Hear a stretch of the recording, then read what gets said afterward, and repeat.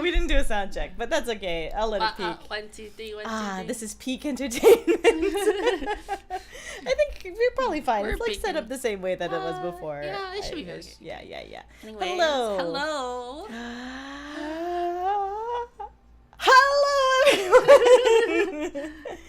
Hi, boss. Hello. I like 3-second inhale build up. Yeah, I know. I mean, Vindicator, you've heard when we do the raids, and I'm like, all right, I'm gonna go live in like 5, 4, 3, 2, 1. Like you hear me do the countdown for things, right? Right. Yeah. Yes. And then I unmuted, but then I didn't like transition the the scene yet, so I was like, hello. I can check your sound with my heart and it's still, aw, yay. I hope that means that it's on a correct rhythm. Yes. Not like, I don't even hear that. It's now just I'm gonna go live now. Oh yeah, that's right. When we're rating, yeah, it's more like that, I think. Yeah. Because like I don't want to do the big shebang for everybody in the group. It's like, hey everybody, time to be nervous. Did you know I'm gonna go live and there's gonna be like 3 people who hear you? Yeah.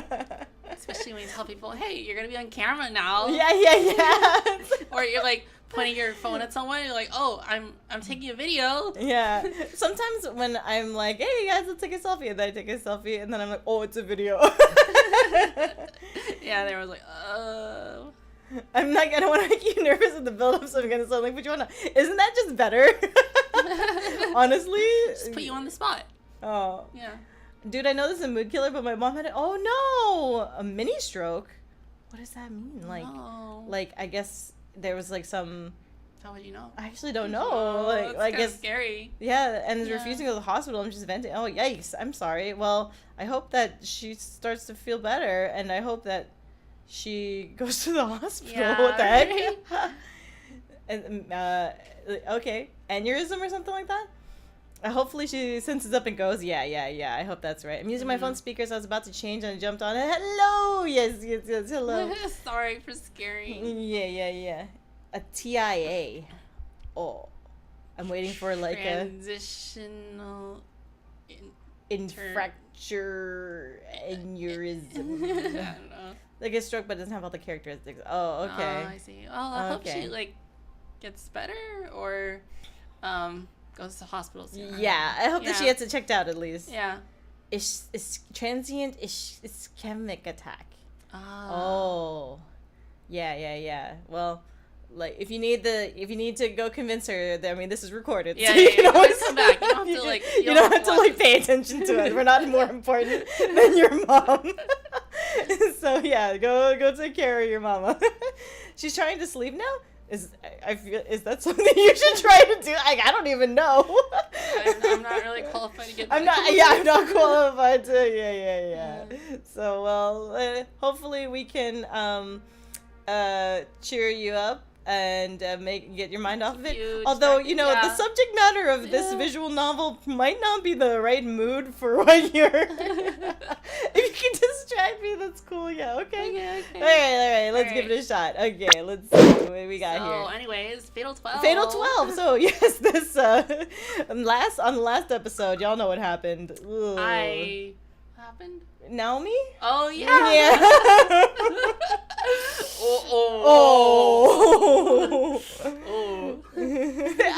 It's okay. My mom became don't say that. Don't say that, Alyssa. You go convince her to go to the hospital right now. You go into this game expecting you look away for street for a second and someone's being blown up. I know I feel guilty. Aw, don't feel guilty. It's what? Why did I? What? I just scrolled down. What the fuck? How many? Okay. I don't know. I didn't know that scrolling down wouldn't just skips all the messages. Yeah, like what is it? Hang on, options. Read message, auto forward. Wait, skip mode. Only read. I don't know. I guess it's just a hotkey. SMH my face. Yeah. Shake my head. Shake my face. Shake head. my face with my head. Okay, just keep an eye on her then, yeah. Shake my head, my ass. Spent all of yesterday in my room. There's no food left in the house, so I need to trudge over to the convenience store today, and it's raining outside. The rainy season just started, so there will be plenty more in the days to come. She... So much hate my hate. She's a fujoshi. Fujoshi. Why is she a fujoshi? Because she spent all of yesterday in her room, and it's raining outside. Miharu hasn't spoken to Rinka ever since Naomi's funeral. She recognizes that she lacks the ability. Do you want to read this, or do you want me to read this?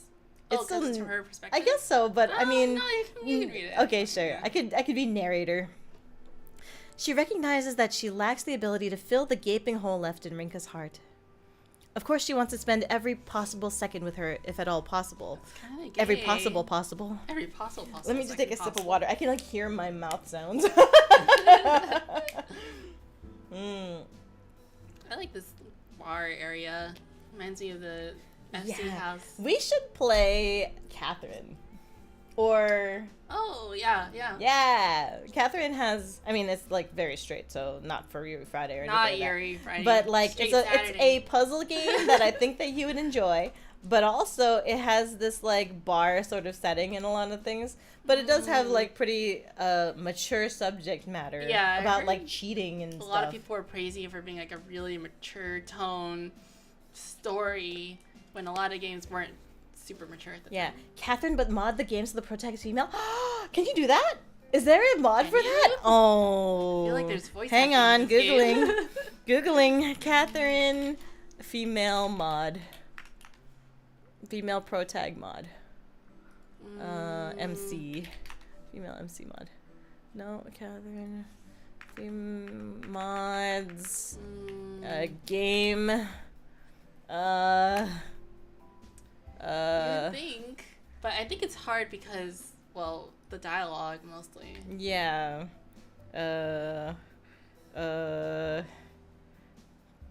Yeah, it did actually come up with some stuff that I did not. English mod. Fine, I'll look it up later. Yeah, if it doesn't come up when you search Catherine female mod, then it's probably not it. Catherine is super gendered, it'd be hard. Yeah. Yeah. Not only that, but the pronouns be different too, right? Yeah. From every character. So. I mean, that seems easier to do to just change. I mean, it's voice to know. It's voice, yeah. Yeah. Oh well. We should play Breath of the Wild, but Linkle. It's Linkle or Zelda. I like that one. Yeah, but then doesn't. Well, actually, it's kind of funny. Doesn't it skip some stuff because you don't have to get the Gerudo because you're just a woman. You're a woman already. Yeah, I feel like Catherine is super generative. How they have to change how they pronounce stuff. Yeah. Or just we don't play it with any voices. It just replace everything manually. Yeah. And the main character is a trans woman or something. Catherine. Mod game Steam. Okay, let's see if there's Catherine full body on Steam PC port. Never ever Catherine Classic. Okay. Oops. I think it just leads to the Steam page. Yeah, that's true. Okay, fine. I don't think it's a game getting a mod. Yeah. Fine. Of course, she wants to spend every possible second with her, if at all possible. Right, every possible. Simply being there with her isn't enough for Miharu, though. Her greatest desire involves Rinka's happiness itself. Oh wait, there is a free Itch.io game I learned about. There's a platformer that might be good for Yuri Friday. It's called Mighty Jilla. Awesome. Oh man. Is it appropriate for this stream? It's real. She truly believes that her actions will protect Rinka in her current state. That's why Scales... Oh yeah, that guy's name. Scale, I forgot. Oh, Proposition was such welcome news. The southern guy? Yeah. Yeah. American. Oh yeah, my name's Scale... What was it? Scale these nuts. Scale... I can't remember. All four likely had their own convictions, but that's fine. It doesn't change the fact that she still considers them targets to eliminate. One day later, Scale makes contact with Miharu. Don't touch me. Contact lenses. Do they do it? Is it like they do the thing they say in the title? Wait, is it like a thing like a title do drop? They do the thing they say in the title? There's a Yuri game that I don't think is good for Yuri Friday. Wait, so why would you mention it? There's a lot of games that are not good for Yuri Friday, like Catherine without a mod. Signalis is a horror game. Yeah, okay. That's what are like the worst games for Yuri Friday? Like Dream Daddy. GTA 5 is good for Yuri Friday. Never played it, but the premise is you play a super bottom named Jill who routinely gets booted to the bottom of a tower. Her tops make her fly. What? That sounds so funny. Play it, but don't play it. It's funny. I heard of a game called Yuri Friday. It's called Boy Kissers. It's called Sword Art Online, but not GGO. All the other ones that don't have Yuri in it. Link it to you want? Yeah, that sounds fun. He said he would be spending some time looking into Yu's background, so she started to wonder if he had found something already. It was going a lot faster than anticipated either way. He denied it in the dream world, but he really might be a detective. Of course, it's equally possible he failed to find anything of note. In that case, figuring out a quick solution is the best way to go. Yo. Good timing. We were waiting for you. Drinks are on me today. Oi. Is that what it was? Yeah. Everyone is already drinking by the time she arrives. Miharu finds herself questioning why adults find it necessary to drink this much. Same. She gets that these are the kind of people who need a drink to talk things out properly, though. That's why she opts to accept the offer and orders some milk. They only serve espressos here, apparently, and Miharu turns down the offer. She is still hoping that the next time she drinks coffee, it will be Rinka's. Aww. Has she never had Rinka's coffee before? Or maybe she's only had it once? I can't remember if she's visited once. Oh, yeah. Good time I want to see the big woman. What's that Steven Universe? All I ever do all I want to do is see you turn into a giant woman, a giant woman. Oh, espresso martinis are actually really good, yeah. Could we try and keep this short, please? I'm not too fond of how long the conversation drags on when you're all drinking. I like her outfit. Ooh. This looks like something you'd wear. She's very mature. She's very Nitori coded right now. Oh, actually, it wouldn't be this short. It would be longer than this, but I like the style. Mm-hmm. I mean, I can see you wearing that. Oh, I think. Yay. No mercy from you, huh? Well, not like I gathered everyone just for drinks. I bring some good news to the table as well. We found a puppy in the tree. I found a puppy in the tree. I have no idea how it got there. Usually they're cats. But, I mean, this dog chased a cat right up the tree, and I guess the cat got away, but the dog stayed in the tree. Oh, you're here hoping for news about the guy. What kind of good news? News about you? Who, me? No, you. Oh. You. Oh, you? No, not you. Thou? Me. Thou'st? As I anticipated, plenty of journalists are looking into what that you kid did at your school. Gotta wonder what'll happen to all their work if we eliminate him, though. Would it change to a completely different scoop? Who cares? Get to the point. What'd you manage to find out? Well, it seems like there's no direct connection between what happened at Amecha and the terrorist organization NULL. You mean null? No. No. It's all capitalized. Just like how you say GIF. Just like how you say GTA V.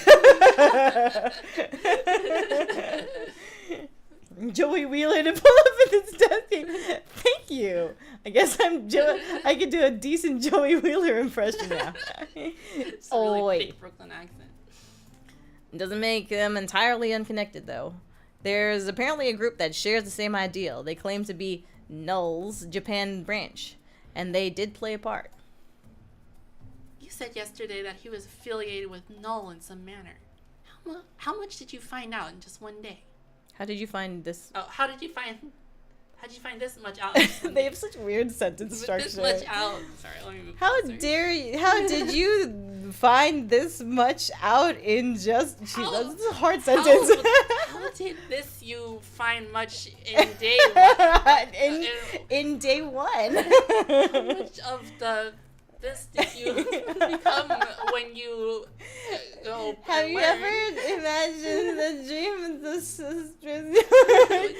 And then become? Yeah, I can't remember what it said. But it's funny. Guy in the head looks like looks like a douchebag. What is with his beard? It's like a little bit here and then nothing and then a little bit here. Just drew it on with a marker. What do they call it? Oven when you and the cold food of out hot eat the food.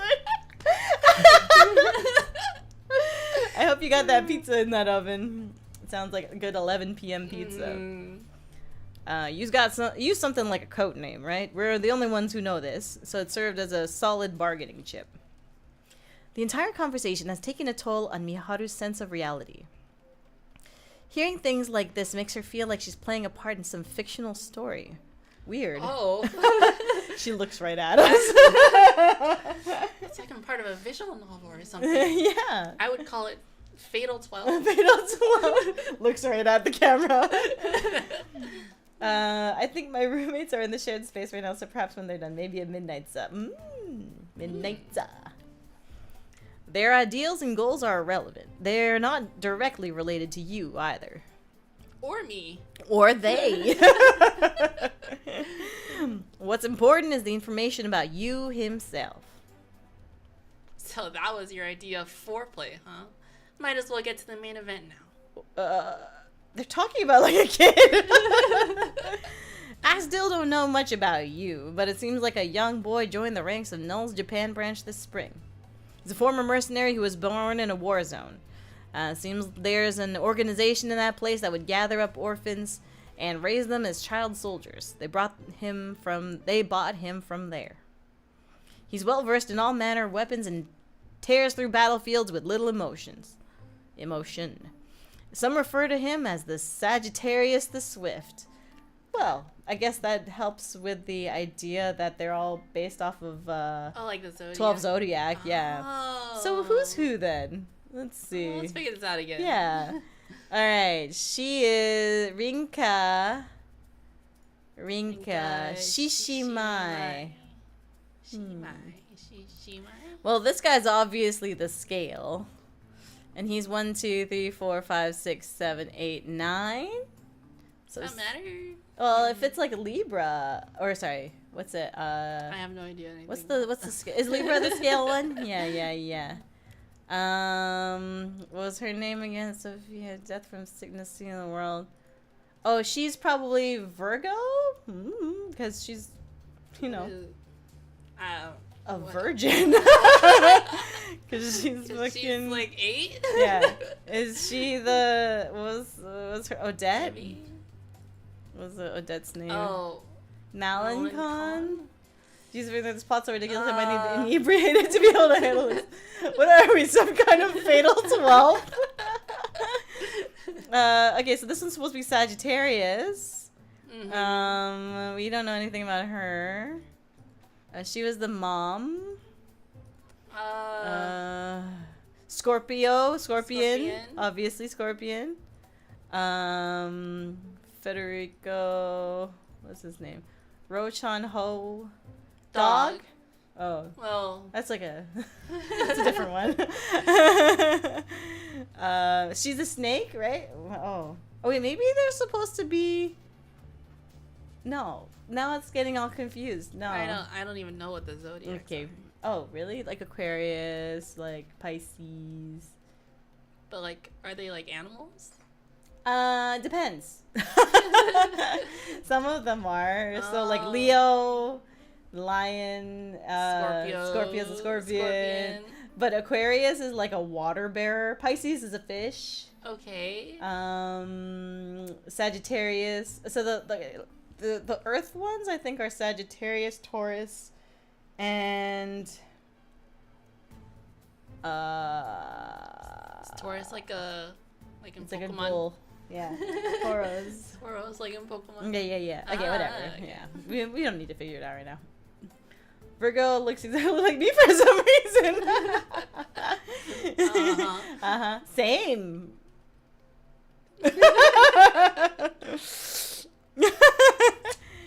Now that reeks. The kid was probably inducted to a local organization as some kind of payment. Back on topic, though. Guess he got some kind of grudge against Japan, so he volunteered himself, or so they say. But get this, apparently Null's Japan branch weren't even in the market for any new soldiers. All they did was buy a puppet willing to throw its life away for them. Throw away its life for them. Where'd this info come from? Why does he sound like JFK in my head? You know, like Clone High? Yeah. Ira. Yeah. Sorry, but I'm going to keep that to myself. I don't want to risk you two chasing down my sources. Droids, choose about to nothing bad ever happens to the Kennedys. Yeah, we get it. You're in charge of info, and we're in charge of the heavy lifting, right? That makes me question my place here. No need. It's you got us to act in the first place. There's plenty of merit to your involvement. Scale gives her a quick wink and tries to touch her butt, apparently. Oh, no. Stop it. Stop. She's in high school. Yeah. It only serves to annoy... Oh, wait. It only serves to annoy Miharu, prompting her to avert her eyes with a huff. He went for a Wait, wrong guy. Oh god, I don't know how to do his voice now. I'm stuck in Scale voice. It's JFK. He went for a mecha, right? Why'd he bother with a place like that? I was going to bring that up next. Seems like the organization didn't order him to go there. It's best to assume he had an accomplice based on how he infiltrated the school and the amount of explosives he brought in, but it was his sole choice to do so. His infiltration method involved wearing the Amecha school uniform to blend in. While he did stand out due to his appearance, no one doubted that he was a girl. It was an act so bold that in turn it seemed perfectly natural. Ain't much of an organization when your people run around and do whatever they please. Speaking of which, there was that one case toward the end of last month. They found a suspicious object on the Yamanote line. Is that related in any way? Nice deduction. You should be able to figure out why there's so much info about them available by now.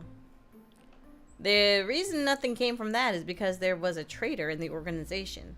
Someone volunteered to commit terrorist acts but never followed through. Investigations into them kicked off behind the scenes thanks to that. Most of the central members have been arrested as a result, and the organization's taken a massive hit.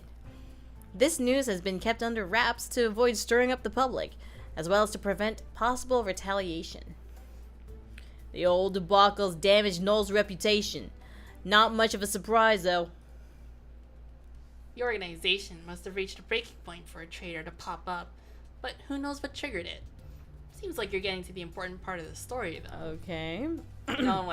So... I'm a little lost. Yeah, so why is it important that Null doesn't have a good reputation? Well, Null is a terrorist group, right? Right, but what does that have to do with... I guess it was... Yeah. What does that have to do with... Yeah. You know? Yeah. I don't... I feel like this is a lot of exposition that... I don't know if it... I mean... Maybe it'll explain itself a little bit better later. Yeah. Or we could read the summary. Yep, there's more. Seems like there were plans to bomb the Yamanote line before the case I just mentioned. Said plan got delayed when the person they wanted to carry it out vanished. Oh. Miharu can already tell where he's going with this. The nature of the conversation still feels odd, but she finds herself able to follow along well enough. Well, that makes one of us. Please explain for the rest of us. Scale takes another sip of his drink before presenting his conclusion. I think it's likely the person who vanished was you. Me? The plan was to be carried out during the first week of May, just after Golden Week. It's no coincidence that it overlaps with the beginning of Divine Selection. Oh. I didn't think they would, like, get into the mechanics of the time Yeah. reversing. I thought they would just, like, hand wave it off as video game bullshit, yeah. Damn, you dug up a big treasure for us, didn't ya? You even went and revealed his cause of death. Gotta admit, I wasn't expecting him to be a suicide bomber. Their exchange doesn't seem to make much sense on the surface, but Miharu is able to place the pieces as they talk. Then again, anyone would be able to put two and two together after hearing this much. You don't say. I'm glad that the game agrees that I am also following along. I'm glad the game has confirmed that I am stupid. I know. The game assumes my intelligence. Anyone would be able to follow along this much. If he blew himself up, then it only makes sense that what he did got undone as well. Guess the explosion itself is what killed him. Either that or the fire. Oh, there we go. It's like, obviously, fire, poison, choking. Just like spitting out. Yeah, he just says all these different causes of death. Just looking at the dictionary. Dictionary of causes of death. Light spews forth from Federico's card book, followed by Odette's and Miharu's, resulting in a new card for each. It has only been a single day since they began to cooperate, but they have already discovered Yu's cause of death. It is a cause for joy, but even more than that, surprise. Miharu is just as surprised as the others, albeit not entirely for the same reasons. Wednesday, May 2nd. The very day Miharu and Rinka, along with all of the other participants, lost their lives. The day fate itself was altered. How come Miharu died? I want to know her cause of death. I don't think they ever said. Did they? That's. Slow down. Name. Damn it. Name. Only name. Two name. Two name. Yep, no, they never said. Okay, they only know her name. Rinka had told Miharu the general gist of what she did that day. She never mentioned her direct cause of death, but Miharu made sure to ask Naomi, who was with Rinka that day, about the details a few days later. Naomi was obviously frightened by Miharu's threatening attitude. But she did talk about her dreams where she and Rinka were caught up in a fire while on the train. Miharu feels nothing but guilt over how she treated Naomi at the time, but it's too late for that now. She did. Yeah. Regardless, Rinka's death was through suffocation. Miharu learned this after eliminating Sonia and obtaining that card. Oh. I forgot about that. What? Sonia. Oh, you didn't know that. Oh, but she's the one who's was Miharu. Miharu was the one who made Sonia die? I couldn't remember that. I don't remember that. But I guess she picked Rinka's cause of death card as a result. Where's Sonia? Sonia. Week 3. Sonia. Week 4. Sonia. Oh, Sonia. Miharu nominates number 10, Sonia. Oh.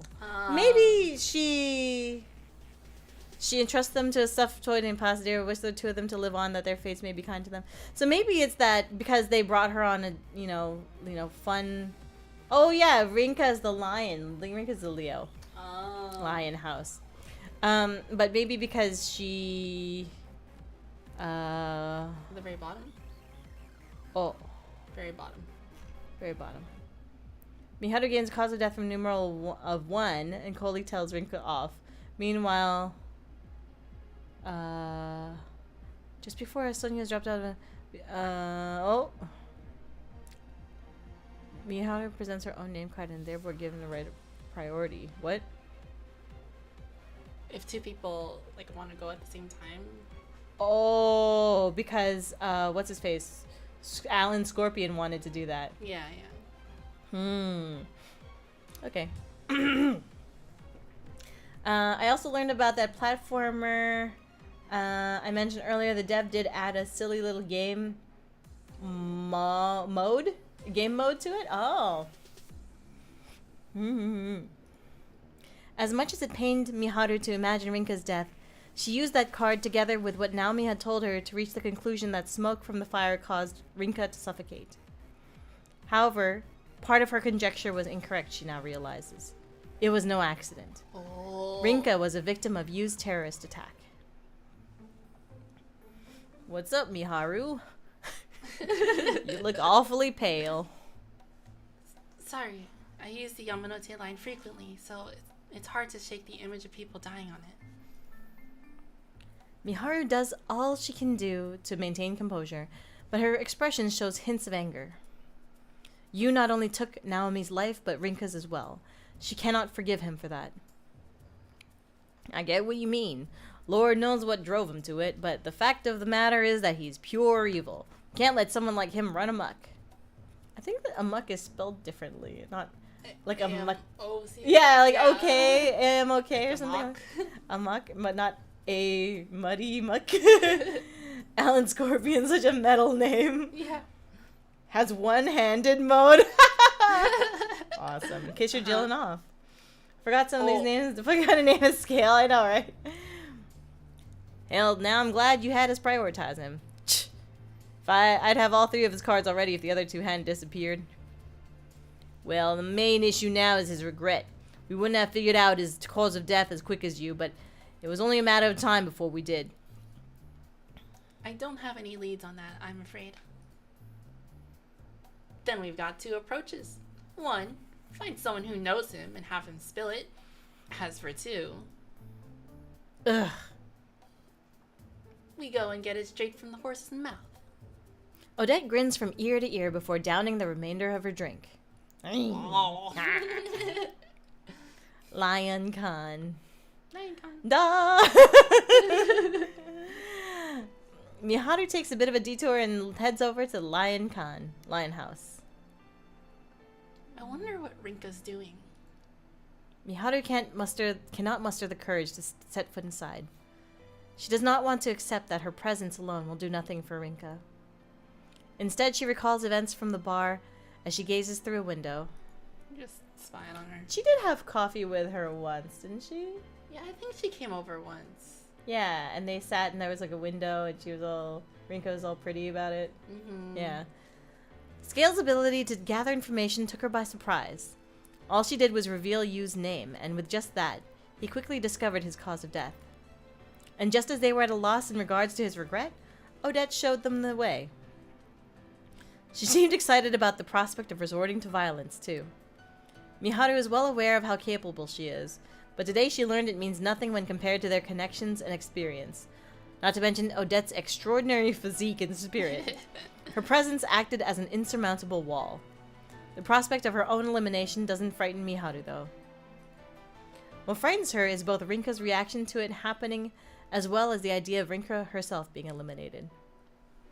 My existence alone isn't enough to give Rinka hope. Best girl. Yeah. Her willingness to give in, coupled with a complete lack of faith in herself. Her willingness to give in, coupled with a complete lack of faith in herself. This is the side of Miharu that she never wants anyone to see. Even so, she made a promise to herself long ago. So long as Rinka believes she's strong-hearted, she will do everything she can to live up to those expectations, no matter the cost. She is such a bottom for Rinka that she's willing to be a top for Rinka. Look at this girl go. Fortunately, Miharu knows that both Scale and Odette are overestimating her. Perhaps it's due to the bluff that she's been maintaining for years, but all she has to do is keep pretending until the lie eventually becomes the truth. Fake it till you make it. Is that how it works? I Yeah. guess that's true. Yeah. Mm-hmm. She hates herself for being a liar. But she also appreciates her ability to lie for the sake of a single goal. Her girlfriend. So you're just a liar. Just a liar. You're just a liar then.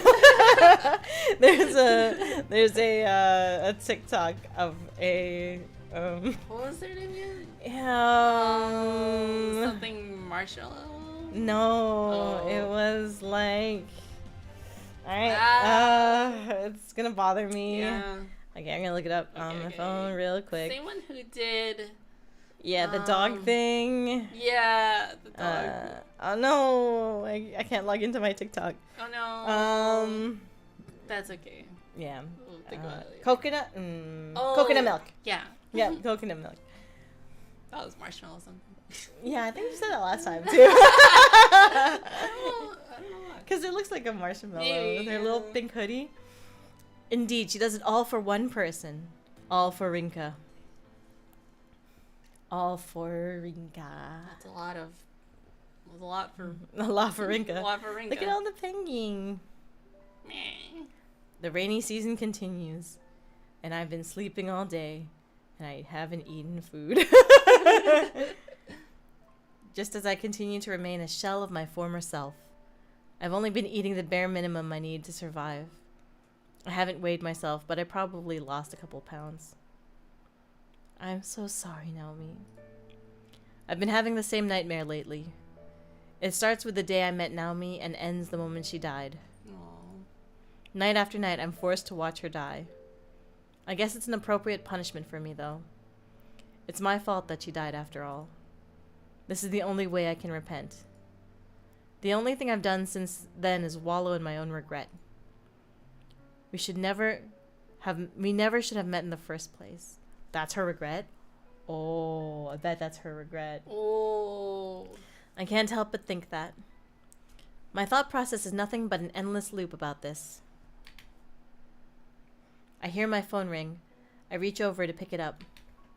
As I do so, I notice the date. Thursday. 5 days have already passed since Naomi died. I have a huge number of missed calls and messages. Most are from Mao. Aww. We're still off from school, so I wish she'd leave me alone. I don't have it in me to answer any calls or look at the messages she sent. I'm practically the one who killed Naomi. She wouldn't have died if I hadn't gotten her involved. What gives me the right to speak to Mao? The responsibility I feel over all this crushes me more and more each and every day. Oh, it's from Gran. There's one missed call from my Gran. One missed call. There is one missed called. She's left a voicemail. Come see me if things get tough. It is a simple message. That's all she says in the voicemail. No, hello, how are you doing, dearie? You know, fucking like. She just it's like she has to leave a voicemail. Talk to me, and it just hangs up. yeah. It's like, leave a message after the tone. Call me if things get tough. Beep. No, bye. No, hope you're doing well. No, like. You have no new messages. But it is one that instills in me a sense of relief. Throwing everything by the wayside and spending time with her until my eventual elimination doesn't sound too bad. Aww. Aww. She's gonna get carried by Miharu. Kinda.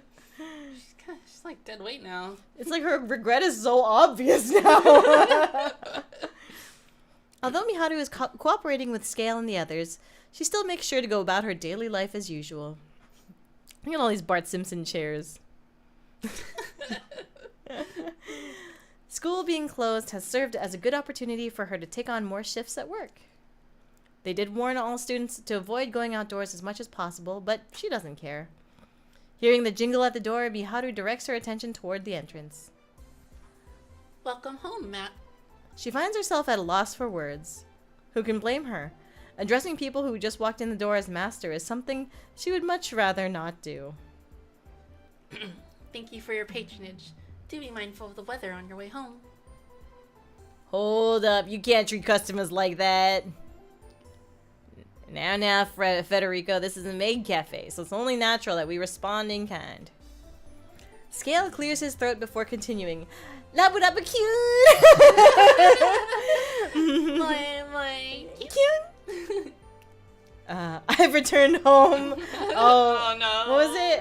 Tadaima. Goodbye. Please take care on your way home. She's telling us to scram. The tsundere archetype is just as entertaining as I'd heard. He's so American. Yeah. Quit running your mouth, would ya? The hell's up with this place anyway? Let me find you a table so you can stop being a nuisance. She's that archetype.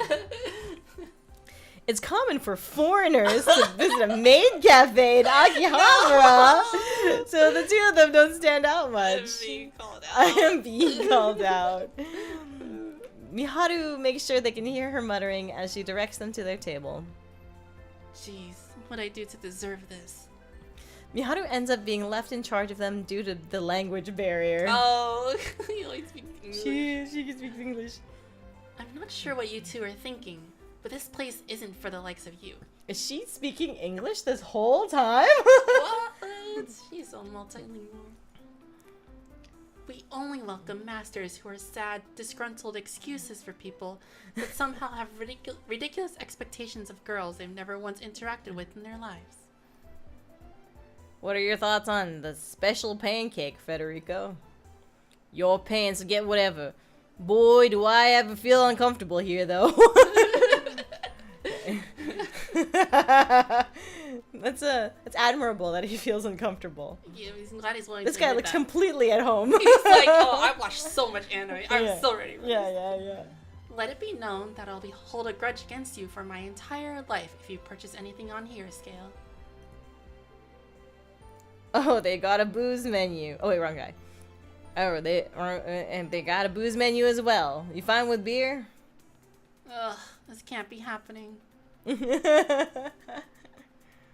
Glad this game knows how to be lighthearted once in a while. Yeah. A full hour later, Miharu sees them off, her face bright red with embarrassment all the while, of course. Scale showed her absolutely no mercy, even making her cast a tasty spell on his food.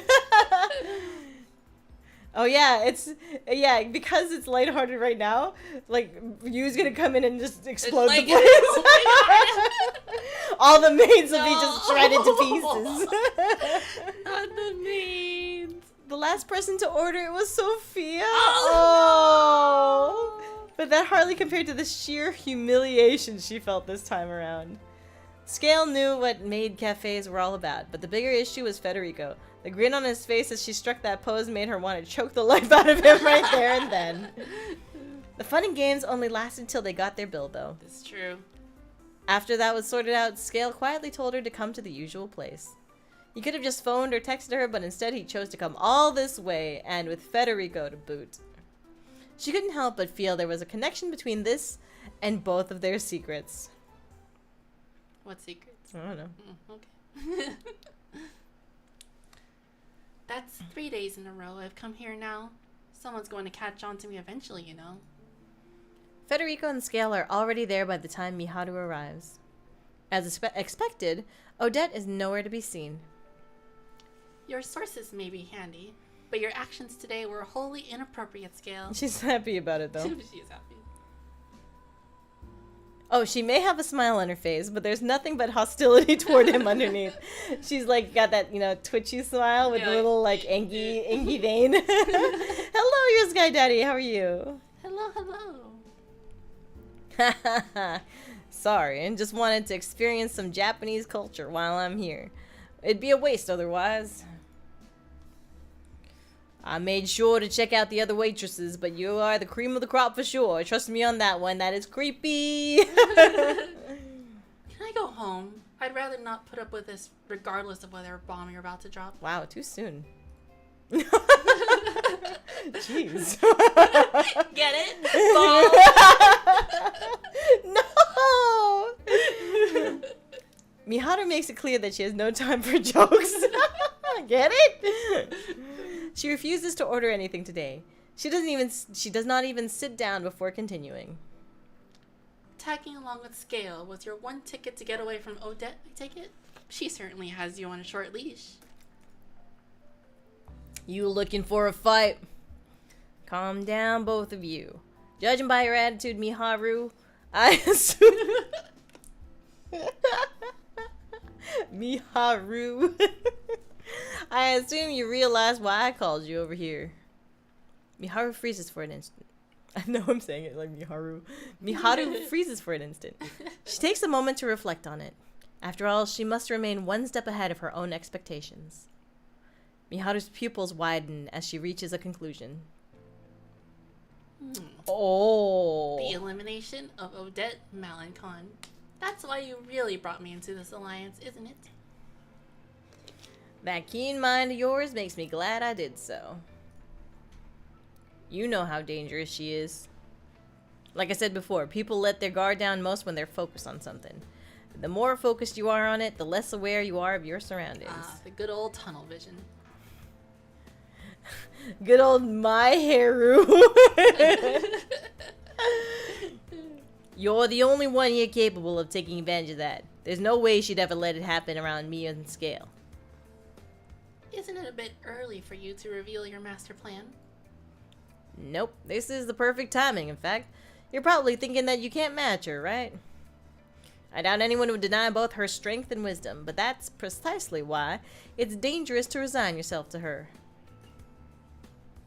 She's undoubtedly wicked at heart, but there's something about her that makes you forget. We figured it'd be best to tell you before she gets in your head. Think about it for a second. Divine selection, but without either her or Alan. Sounds way simpler, right? You're overestimating far too much if you think I'm capable of gathering any information on her. Well, two of us already have... Wait, wrong person. Well, two of us already have a good idea of her cause of death. Give us another few days and we'll be able to get the card out of it. Although we'll have to figure out a way to do it without it knowing. Oh. All you need to do is find out her regret. Like, that's so hard. Yeah, that's the hardest. That's the hardest one, yeah.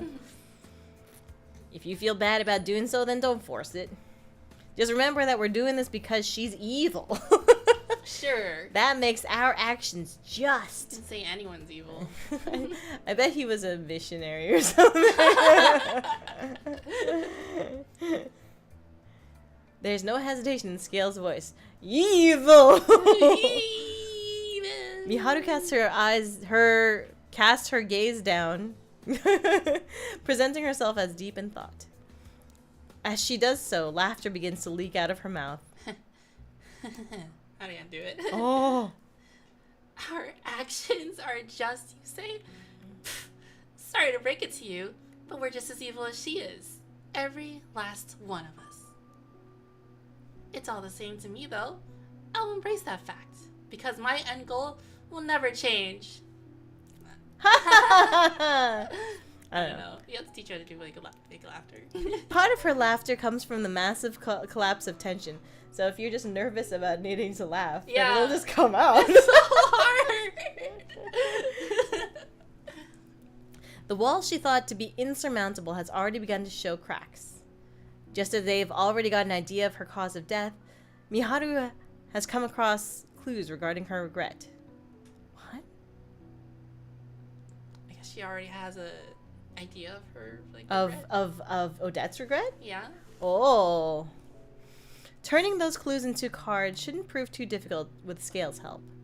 What's most hilarious, however, is that Scale, who is willing to betray Odette immediately after forming an alliance, has no idea that Miharu possesses his cause of death card. Oh. Situations like this don't happen on a daily basis, and that is why Miharu finds herself laughing hysterically. So she has the opportunity to eliminate like 3 people at once. Oh. Yeah. Can't you only nominate one person each week, though? Well, not at once, but like... At a time. Yeah, pretty much.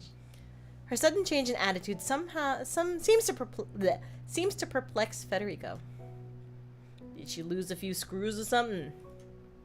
How rude. Surely I'm allowed to laugh when I find something funny. Anyway, I fully intend on playing my part in this alliance. Of course, only under the condition that you remains our first and foremost priority. I figured you'd say that. No objections here, of course. It's all for a just cause. He extends his right hand, hoping for Miharu to shake it. Miharu does not respond in kind, however. Instead, she turns her back to him. The dim lighting in the bar shimmers off her long, sleek hair. I'm sure this goes without saying, but try not to mess things up for us. It'd be pathetic if this entire plan backfired on you. Ha! No need to worry. I've been waiting for this moment ever... Oh, wait, wrong person. I've been waiting for this opportunity ever since I teamed up with her. All I gotta do is go through it now, whether or not she catches on.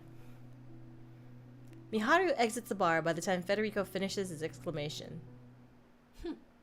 Oh. Wow.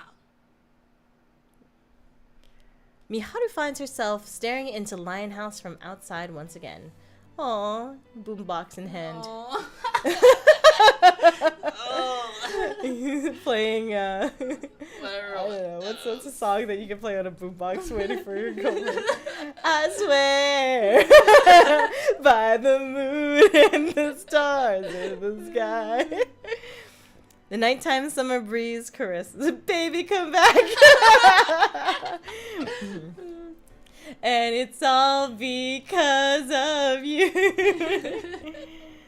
You can blame it all on me. The nighttime summer breeze caresses her. Ooh. Oh, it's like Dungeon Meshi opening? How does Dungeon Meshi opening go again? I don't. Oh wait, no, I'm thinking of Spy Family. It's that other. I don't remember. The line between good and evil doesn't matter for us. All that matters is that I pull through for your sake. For your sake. For your sake. Hey, which Fatal 12 are you romancing? She's holding a boombox in front of Rinka's house. That said, she makes her way back home. I don't know. Still waiting to see if we can romance the goddess girl. I love Sake. Oh, that would be great. Parka? Yeah. Dear Summoners. Friday already. I muttered to myself. I never accepted my grand's offer in the end. Not because I figure I'll be fine on my own. I just lack the motivation and energy. Damn, Rika is such a mood. She's such a bad mood. It's like, oh, I don't want to get out of bed for work. I just lack the motivation and energy to pack and travel the distance required. Aww. I probably would have gone if someone packed for me and she came to pick me up. I might just be a shell of a human at this point. She's so great at sleeping. And then the front buzzer rings. I ignore it. It rings again. I ignore it again. But it doesn't stop ringing. It annoys me to the point where I actually go and answer it. Cut it out already. Rennie! Aww. Yeah.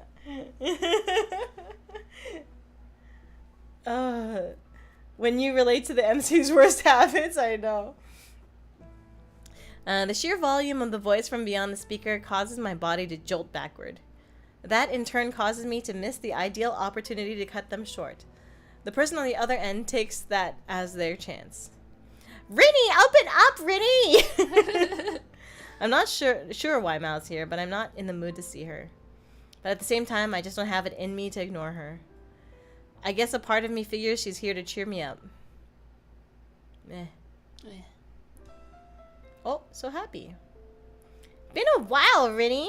You sure aren't dressed to impress, huh? It's not what you say to someone. Look at you. Your legs are all hairy. Why you haven't shaved your armpits in a while? My God, look at your eyebrows. It's like, oh, you haven't taken a shower. Oh my God. Mal gives her honest opinion on my current state. I know she's right too. My hair's a mess and I'm wearing pajamas. I've at least been taking baths and brushing my teeth, so I shouldn't look like complete filth. Somehow it feels way longer than 4 days since we last saw each other. I don't think we've ever been apart for this long before. You mean like is she around all of a sudden? Yeah. Suddenly she's around. It's been a while since I was last at Lionhouse too. I think the last time was just before Golden Lake when I came with Oh. Did you watch that show yesterday? Honestly, I wasn't expecting those two to kiss. There's no need to beat around the bush. I know you're hurting as much as I am. More importantly, why are you even here? Can't keep any secrets around you, can I? Ain't it obvious? I just wanted to see you. Aww. I got worried because you kept ignoring my calls and stuff. I felt like I was about to lose you too. Mal, let me get you some coffee. Are you fine with cafe au lait? Are you... Is Mal supposed to be mean? You're giving her a voice like she sucks. She's just loud. She means well. Yeah. I actually like her a lot. I think she's funny. I think I'll go with some proper coffee today, but make sure there's plenty of milk and sugar in it. I tie my hair up before heading into the kitchen. Mal's thoughts and feelings about coming here are clear just by the look on her face. I may not have the energy or motivation, but that's irrelevant when I'm in the kitchen. You're a pro the moment you enter the kitchen. What? My grand's words have stuck with me even now. Okay. Just on autopilot. Yeah. You're giving her a voice like she sucks. It's funny. Now that I think about it, I haven't made any coffee for a few days. I've been itching. I'm an addict. It's not that long, really. But I don't think I've ever gone this amount of time without brewing anything. I doubt I've gotten any worse. No matter what condition I'm in, my body remembers what to do. Aww. Oh, yeah, no, she's totally gonna die soon. Oh, no. I mean... Everyone who's sat in that chair dies. Oh, she has a different cup. Can we see the... How do I make the UI go away? Yeah. That one? No. Oh, here. Middle click. Wow, middle click. Here you go. Ooh, it smells nice. I see you've re-engaged mess mode by untying your hair again. Mal may seem to be acting normally, but I can tell she's only about half as lively as she usually is. Aww. What? Bruce, no. I googled coffee au lait, just French press coffee with hot foamy milk. Cafe au lait, isn't that just coffee with milk? Is that different from a latte? Yes. Well. I don't remember how. Latte versus cafe au lait. Latte is milkier as it's made with two distinct and thicker layers of steamed and foamed milk. Cafe au lait also tends to be made with regular brewed coffee from a French press or drip, whereas latte is always made with an espresso base. Oh, that's the main difference, I think. I thought it was the other way around. Yeah, I thought so too. They didn't have a Sprite for her hair tie up. That's why that exchange was. Yeah, you're right. 100%. Bitter.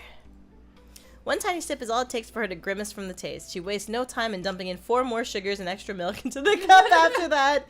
I know someone else like that. What? I can drink it. I drank a whole espresso once. Because it's a shot. Anyone can drink a whole espresso once. I mean, yeah. She's like me. Do you feel called out? I see myself in this picture and I don't like it.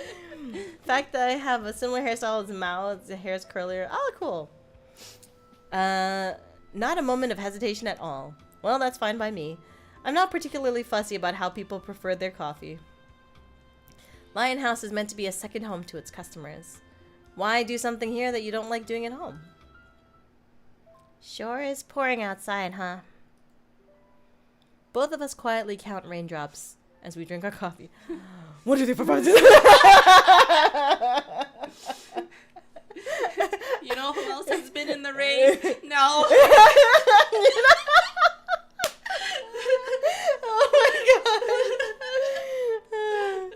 I'm fine with not liking coffee. Maybe y'all wouldn't love it so much if you realized it was just the juice of a bean. I love bean juice. Yeah. I love hot bean soup. Yeah. It's like... Including red bean. It's like soup. Tea, but with beans. Mm-hmm. Yeah. Does that mean that if you make a drink out of red beans... Let's say they're roasted beans into coffee. Time passes by slowly. So slowly, time goes by. As though in contrast to the tempo of the rain. The droplets clinging to the tree leaves accentuate their beautiful green color. It's kind of funny how the rain will stop every now and then, but I can't stop crying over what happened. Her voice is almost hushed enough to be drowned out by the rain.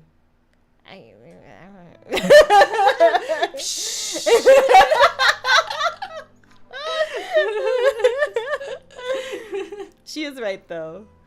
I've spent every day in tears. Where do we make such a shitty... We're such bad people. And there seems to be no end to them. Is there a reason you're blaming yourself for what happened? Oh, she's got a Fatal 12 shirt on. Oh yeah, I got this from Parka. I got it from the gift shop as I left the gift shop. The Fatal 12 gift shop.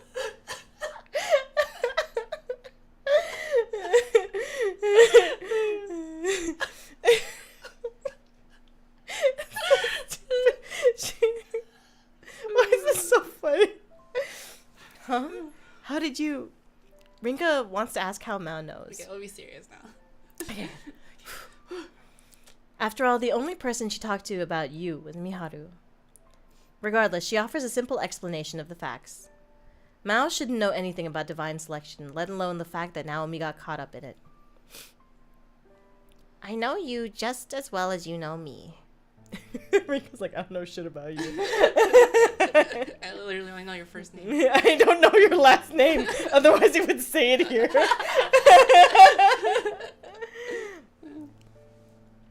You might have been there when it happened, but it doesn't mean it's your fault. There's no reason to blame yourself for not being able to save her. The only person at fault is the culprit. You don't need to beat yourself up. The grief you feel over losing her is enough. It wouldn't have happened if I hadn't taught her how to brew coffee.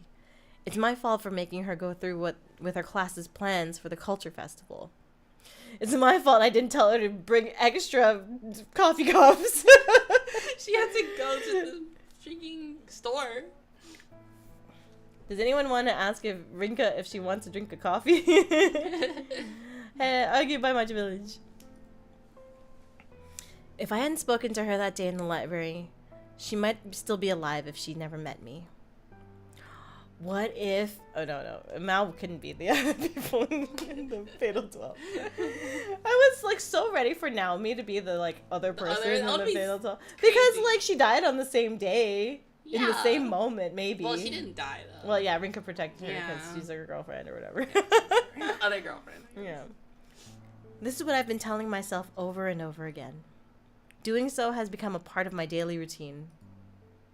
One might say it's my biggest regret. Don't say that, Rinny. Not after all the time we spent together. Me, you, Miharu, and Naorin. Whether we were chatting here or going to a theme park, I honestly had so much fun when we were together. You're just smearing the memories we made together by saying that.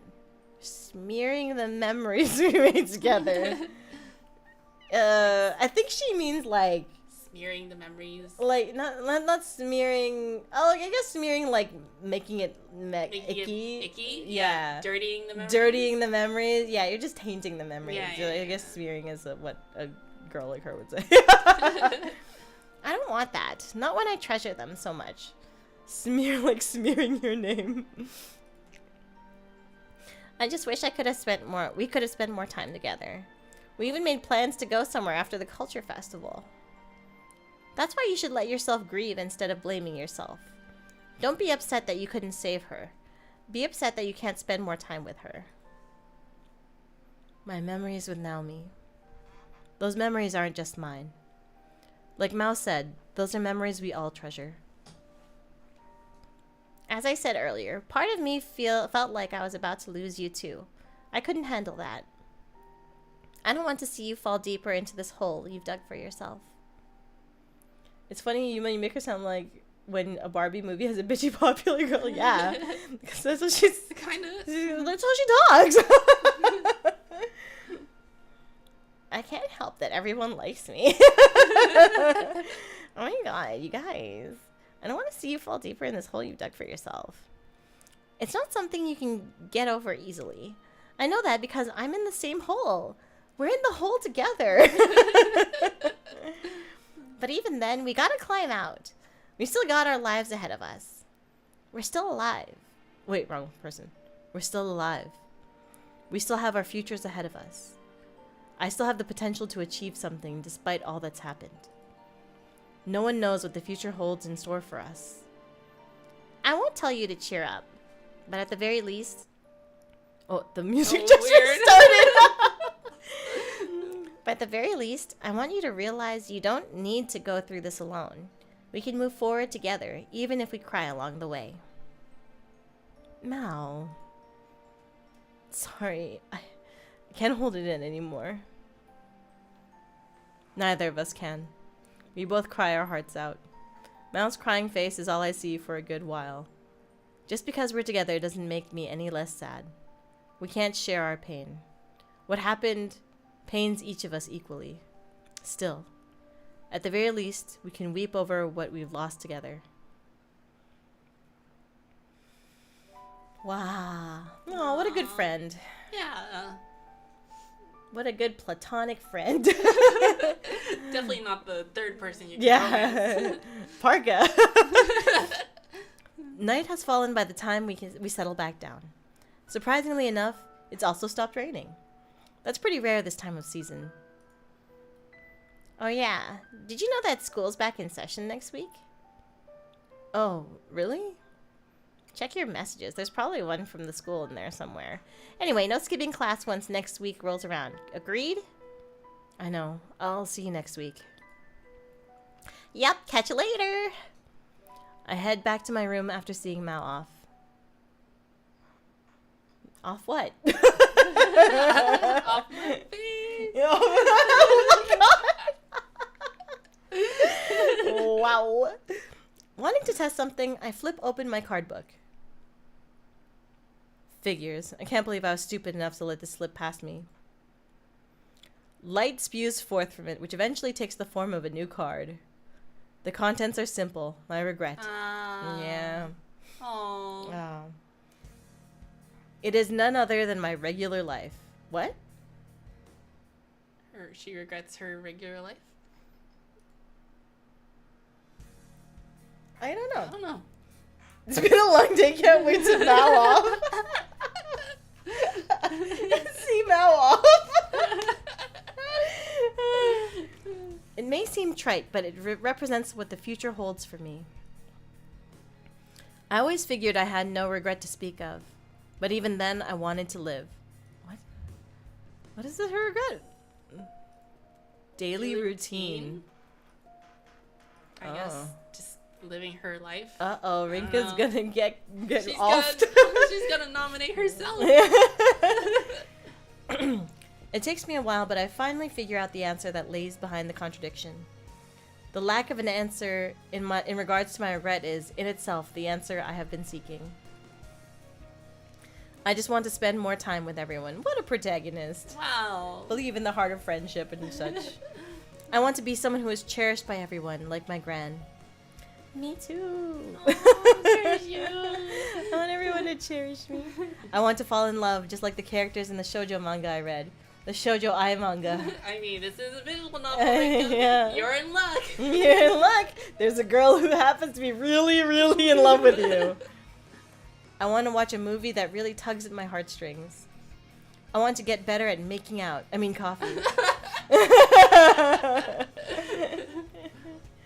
I want to make food worth serving here. Oh, good. I want to go to college. Rinka, go to college. Rinka, college. One of my favorite moments from Yuri Friday ever is you playing Rhythm Heaven, and Yuma gave Nitori the remote and was like, "Do you have the strap on?" And Nitori was like, "What, the strap on?" And Malaf reminds me of that. What, the strap on? Do you have the strap on? I remember being so embarrassed by that. I was like, no, I mean the wrist strap. The wrist strap isn't on your wrist. Oh my gosh. I want to grow old enough to drink. So many desires. So many wishes. So many possibilities. There's still so much I want to do. Things I haven't even realized yet. My regret is tied to the idea of what awaits me in life. Who I'll become, what I'll achieve, all of that. I thought her regret was going to be something about Naomi. Naomi. I killed Naomi. You'll never be say so. Thinking and it feels like a messy translation of it. It does, yeah. Thinking and worrying about that while marching forward is, to me, an integral part of my daily life. And that's not something I'll abandon so easily. I press the new card against my chest as I think that. Are they invisible? Are the cards? I never expected Mao, of all people, to be the one to console me. I can't even stifle my laughter. It's the first time in a while I've been able to laugh. It's a glass card. It won't conceal anything if it's glass, silly. My actions from here on out are tied to my future. Look at this like hopeful guitar music. Mm-hmm. I'm the only one with the ability to achieve the limitless potential that awaits me. Is she gonna go Super Saiyan? Limitless. Who else could do that besides me? There's just one thing, though. One thing I have to achieve immediately. I'm going to bring Naomi back. Ooh! Oh. Ah. I throw my fist up towards the ceiling. Mao said it's fine for me to grieve, but I don't have that luxury. Nor do I have the luxury to sit around and blame myself. I'm currently balancing on the boundary of fate itself. Fatal 12. I am one of the fatal 12. Now is the time to face forward and act. I need to eliminate you. Not because of what he said. This is entirely of my own will. I'll take my life back with my own hands. Wait for me, Naomi. Is my life worth casting aside the lives of others for? I still don't know that answer. But I know that I'm the one who will shape my own future. I am going to kill a boy. I am going to kill a 12-year-old child. Electing you is a must. His elimination should undo Naomi's death. His entire attack on the school should be undone at that. As much as I don't want to remember this scene, his decision to kill with his own hands may have been for the sake of leaving that possibility open to me. Wait, so, okay, here's something I don't quite get. So, two of them were involved in the same accident of dying, right? Like, you and Rinka. Yeah. If Yu's death plays out, like if they elect you, that means that the explosion had to have happened. So does that mean Rinka was just not on the train at that time? Yeah, I'm sure they'll explain it through. Okay, yeah, they'll explain it, but probably she'll either be in there but have survived, or she just like won't be on the train at that time. I see. As much as I don't want to remember the scene, his decision to kill with his own hands may have been for the sake of leaving that possibility open to me. Had the explosion or fire been her cause of death, things may have been tweaked so that she ended up dying in an accident or something similar. Oh, I see. So because you specifically killed Naomi, that means that he is giving Rinka a reason to kill you. I see. So that it undoes Naomi's death. Right. Because if it was just the explosion or fire, then killing you might not bring her back. It might be that you dies in the fire or the explosion, and Naomi also dies in the fire or the explosion of the same train accident thing, or the train terrorism bombing thing. He's made thorough preparations for me to kill him. The only issue is that I only have his name and cause of death, since his regret card disappeared. I can't just eliminate him and leave it at that either. What secrets are hidden within the memories he regained? Why is he so desperate for me to elect him? Only after I learn more about him do I plan to eliminate him. Not so I can sympathize with him like I have until now. He's the person responsible for taking Naomi's life. That fact won't change no matter what. Just then the buzzer goes off again. Meh. We don't get customers around this time, so Mao must have left something here. Excuse me, I'll have one coffee. Excuse me, I really need an espresso at 2 a.m. I need to take a piss. I just wanted some company. Oh, you're not that kind of business. But it says a lion con.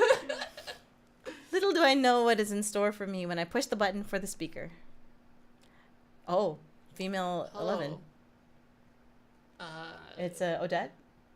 Oh, yo, doing good business here, are we? If only it would have been Mao. Instead, it's numeral 11. Oh. Oh. Oh, she opens the door and it's Spider-Man. Spider-Man! More frightened by the prospect of what will happen if I ignore her, I decide to let her in.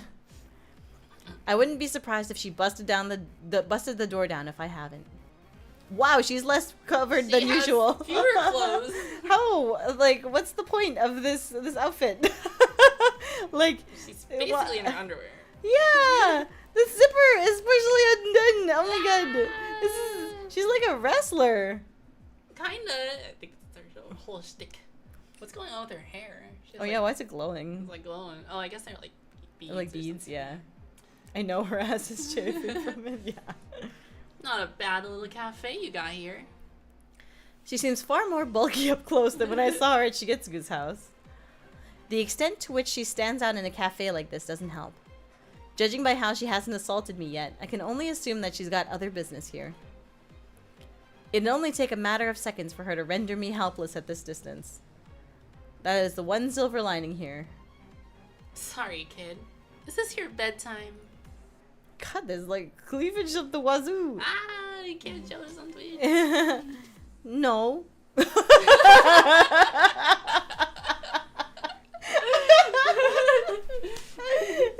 It's sorry, kid. Is this your bedtime? No.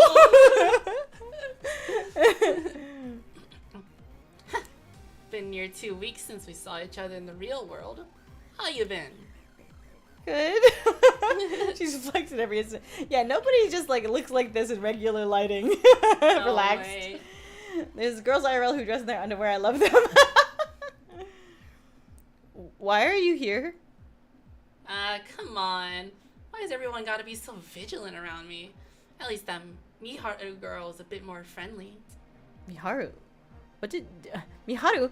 Did you do something to her? Her having taken Miharu hostage is the first thing that pops into my head. That can't be it, though. We fooled everyone into thinking we had a falling out with our little exchange in the court of fate. Haha. Guess you two are still buddies after all. Doesn't seem like you know what she's been up to, judging by your reaction, though. Can't blame you. Most people would be crushed if their underclassman friend died. Oh, she hit a nerve. You don't look like a broken person, though. I'll assume you've gotten over it. Alan Shetsy's the type of person to reach conclusions through situational evidence. Ah, deduction.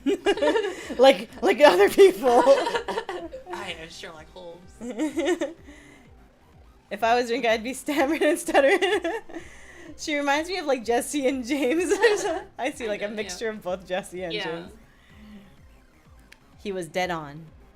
She was able to snatch the answers from... The word snatch is right next to her snatch. It's a label. It's a label. From me, just by talking and then judging my reactions. It doesn't help that I'm feeling pressured by her. Sitting upright in situations like this makes one seem more confident. That's what my gran always used to say. I'll ask one more time. Did you do something to Miharu? That's the spirit. I ain't interested in talking to people who are shaking in their boots. Let me ask you then. Do you think that gal's weak enough to let such a thing happen? Not at all. She's far stronger and resolute than I could ever be. Oh, good answer, kid. I'm Odette Malencon. My cause of death? What? I'm 6'5". My cause of death? Too much muscle. Pro wrestling accident. Here's hoping that admission's enough to ease the tension. The snatch is labeled snatch and the hair is labeled capitalism. Like a political cartoon. That said, wait, did I? Oh yeah, you already did that. That said, my card book begins to glow. Eventually, the light takes the form of her name card. Why would you... I'm only here to talk things out with you. Giving you my name doesn't put me at any disadvantage. Besides, I can tell you don't have any of my cards yet, based on how frightened you were before. That being the case, giving you my name seems like a good way to establish some trust, yeah? I don't plan on telling you mine. No need to worry about that, Shishimai Rinka. It's right there on your name bar. She has on your dialogue box. She has a little tag on her Fatal 12 shirt that says, "Hello, my name is Shishimai Rinka. My regret is daily routine." Well, you probably figured I knew it by now, considering I found this place. It's just as she says. In fact, it'd be odd for someone to not find out my name along with Lionhouse. I should remove that. Well, it's clear that you're not here to raid this place like you did Shigetsugu's home. Hey, that's what I've been trying to say all along. Let me put it like this. I'm here to help you. Here to help me? I'm sorry, but jokes don't suit you. No need to be so reserved. You might want to eliminate you, but right now, you don't have the means. Let me explain from the top. Mind getting me some coffee? Odette takes a seat at one of the tables without giving me so much as a glance. I don't think I've got any other options, so I make some for both of us. Yeah, sure, 9 p.m. coffee. 9 p.m. coffee. Oh man, tastes pretty damn good.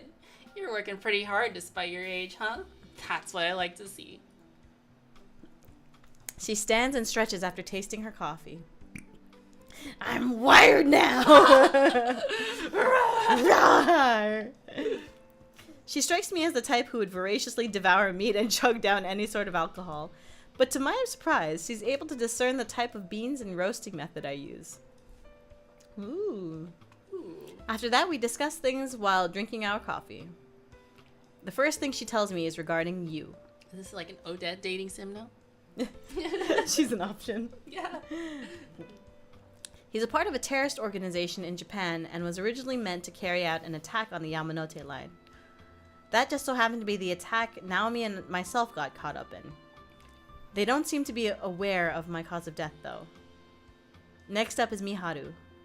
Not only has she met with Odette, but she's even formed an alliance with her, Federico, and Numeral 9, whose name seems to be Scale. Their ultimate objective is to eliminate Alan.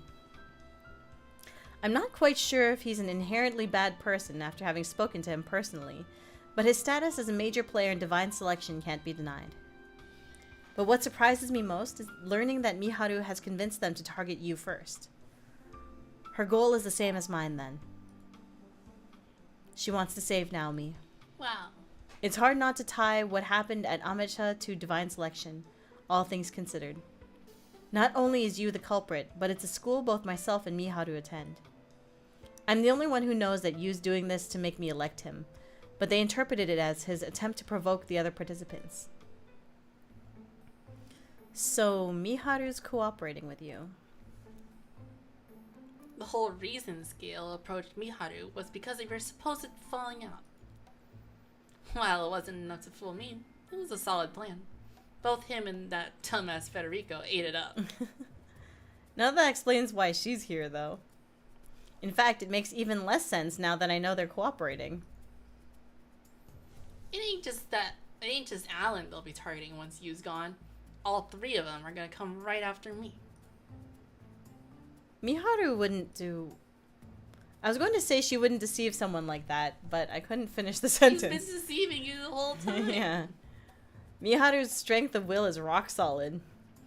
She wouldn't betray someone solely for her own gain, though. Which means it's either for Naomi's sake or mine.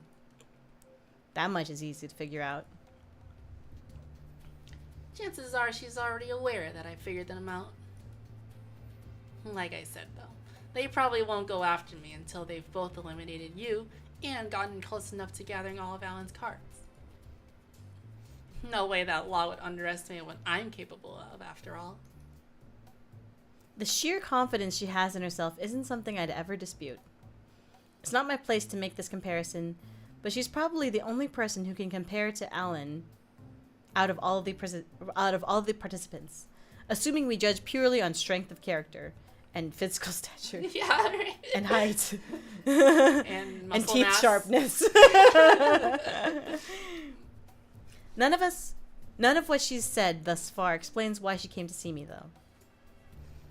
Squaring off with them after we eliminate you's just a bit too predictable, though. I want to get more of a thrill out of it. How does your excitement fit into all this? Think about it. Life's all about the thrill and excitement, ain't it? You'd be better off dead if it weren't. I don't quite get where you're coming from. Okay. Roller coasters.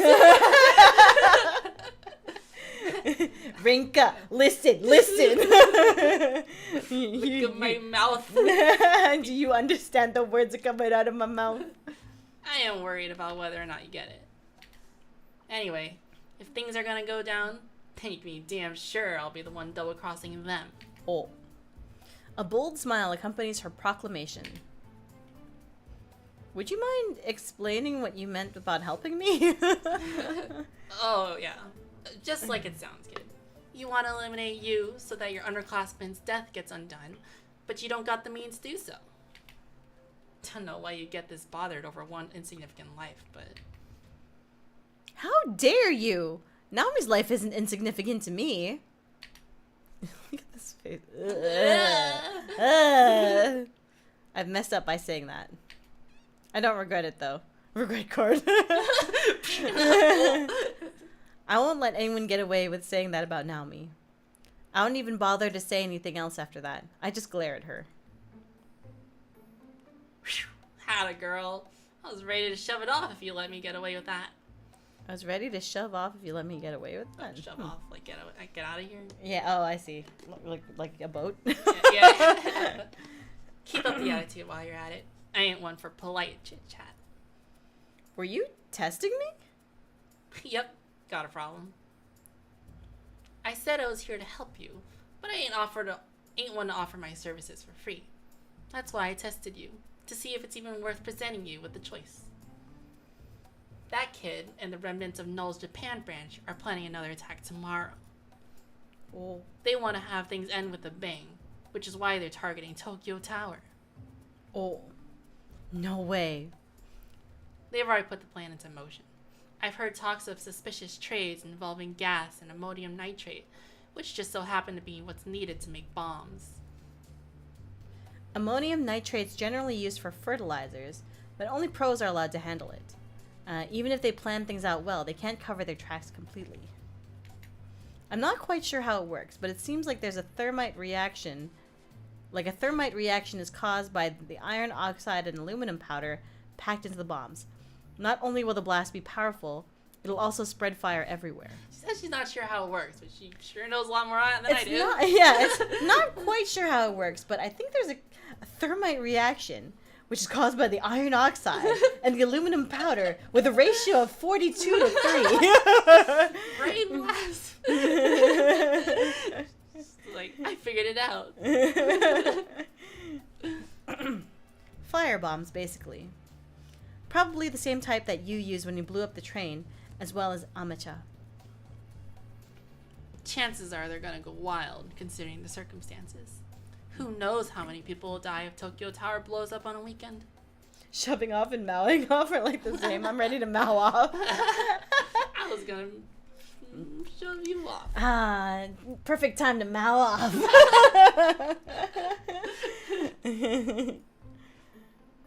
Even worse, you won't die since he's a participant. Perpetrators usually die alongside everyone else, but he'll keep living on and keep pulling crap like that. We can't let that happen. We have to stop them. You're a kind sort, huh? Thing is, I don't really give a damn about how many people die. The sheer disgust I feel over that admission causes me to glare at her again. She raises her finger and thrusts it in front of my mouth. Thrusts it into my mouth. Before I can say anything, though. Oh. Shh. But, on the other hand, stopping some pansy terrorist ain't no thing for me. Ain't nothing. Ain't no thing? Ain't no thing. Ain't no thing. Ain't no thing. Ain't no thing for me. Yeah, like that. The fact that she can make a statement like that sound believable is part of what makes her so impressive. Aren't we better off letting the police deal with this? Only people like us are aware of the whole thing. Ain't no outlaw who wants to get themselves involved with the police. What's more, they'd only benefit from it in the end. All those features and news articles are gonna turn into hard cash. Most importantly, Sorry. there's a kid involved who can go about blowing himself up while random coincidences somehow keep him alive. The police would get a pretty bad reputation from that. She's probably right.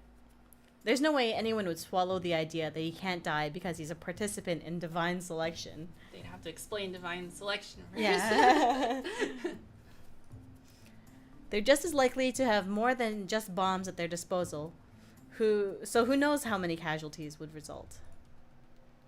Considering I've got Scale, Federico, and kinda sorta Miharu gunning for me, I'd rather get this done and dusted quick. You don't need me to explain the rest, do you? Go ahead. I'll stop the terrorists and give you an opportunity to make contact with you. The old fart let you in his home, and I know you spoke to you after his elimination. You should be able to make him spill his regret. Eliminate him and save both your underclassmen and the masses. Wow. Just don't forget, we're making a deal. I want your cards in exchange. Both your cause of death and regret. I want them the moment you get Yu's info, too. In other words, both you and him get eliminated in the same election. What? I guarantee it won't affect your dead friend either. She'll be safe, even after your elimination. What? Fate will run its original course with both myself and you eliminated. It makes sense. My elimination would result in Naomi witnessing my death. That's how things went originally. Odette probably doesn't know that much, but her words hit me hard. So, what'll it be? Get with me and guarantee that you'll save your friend's life? Or try to pull through on your own?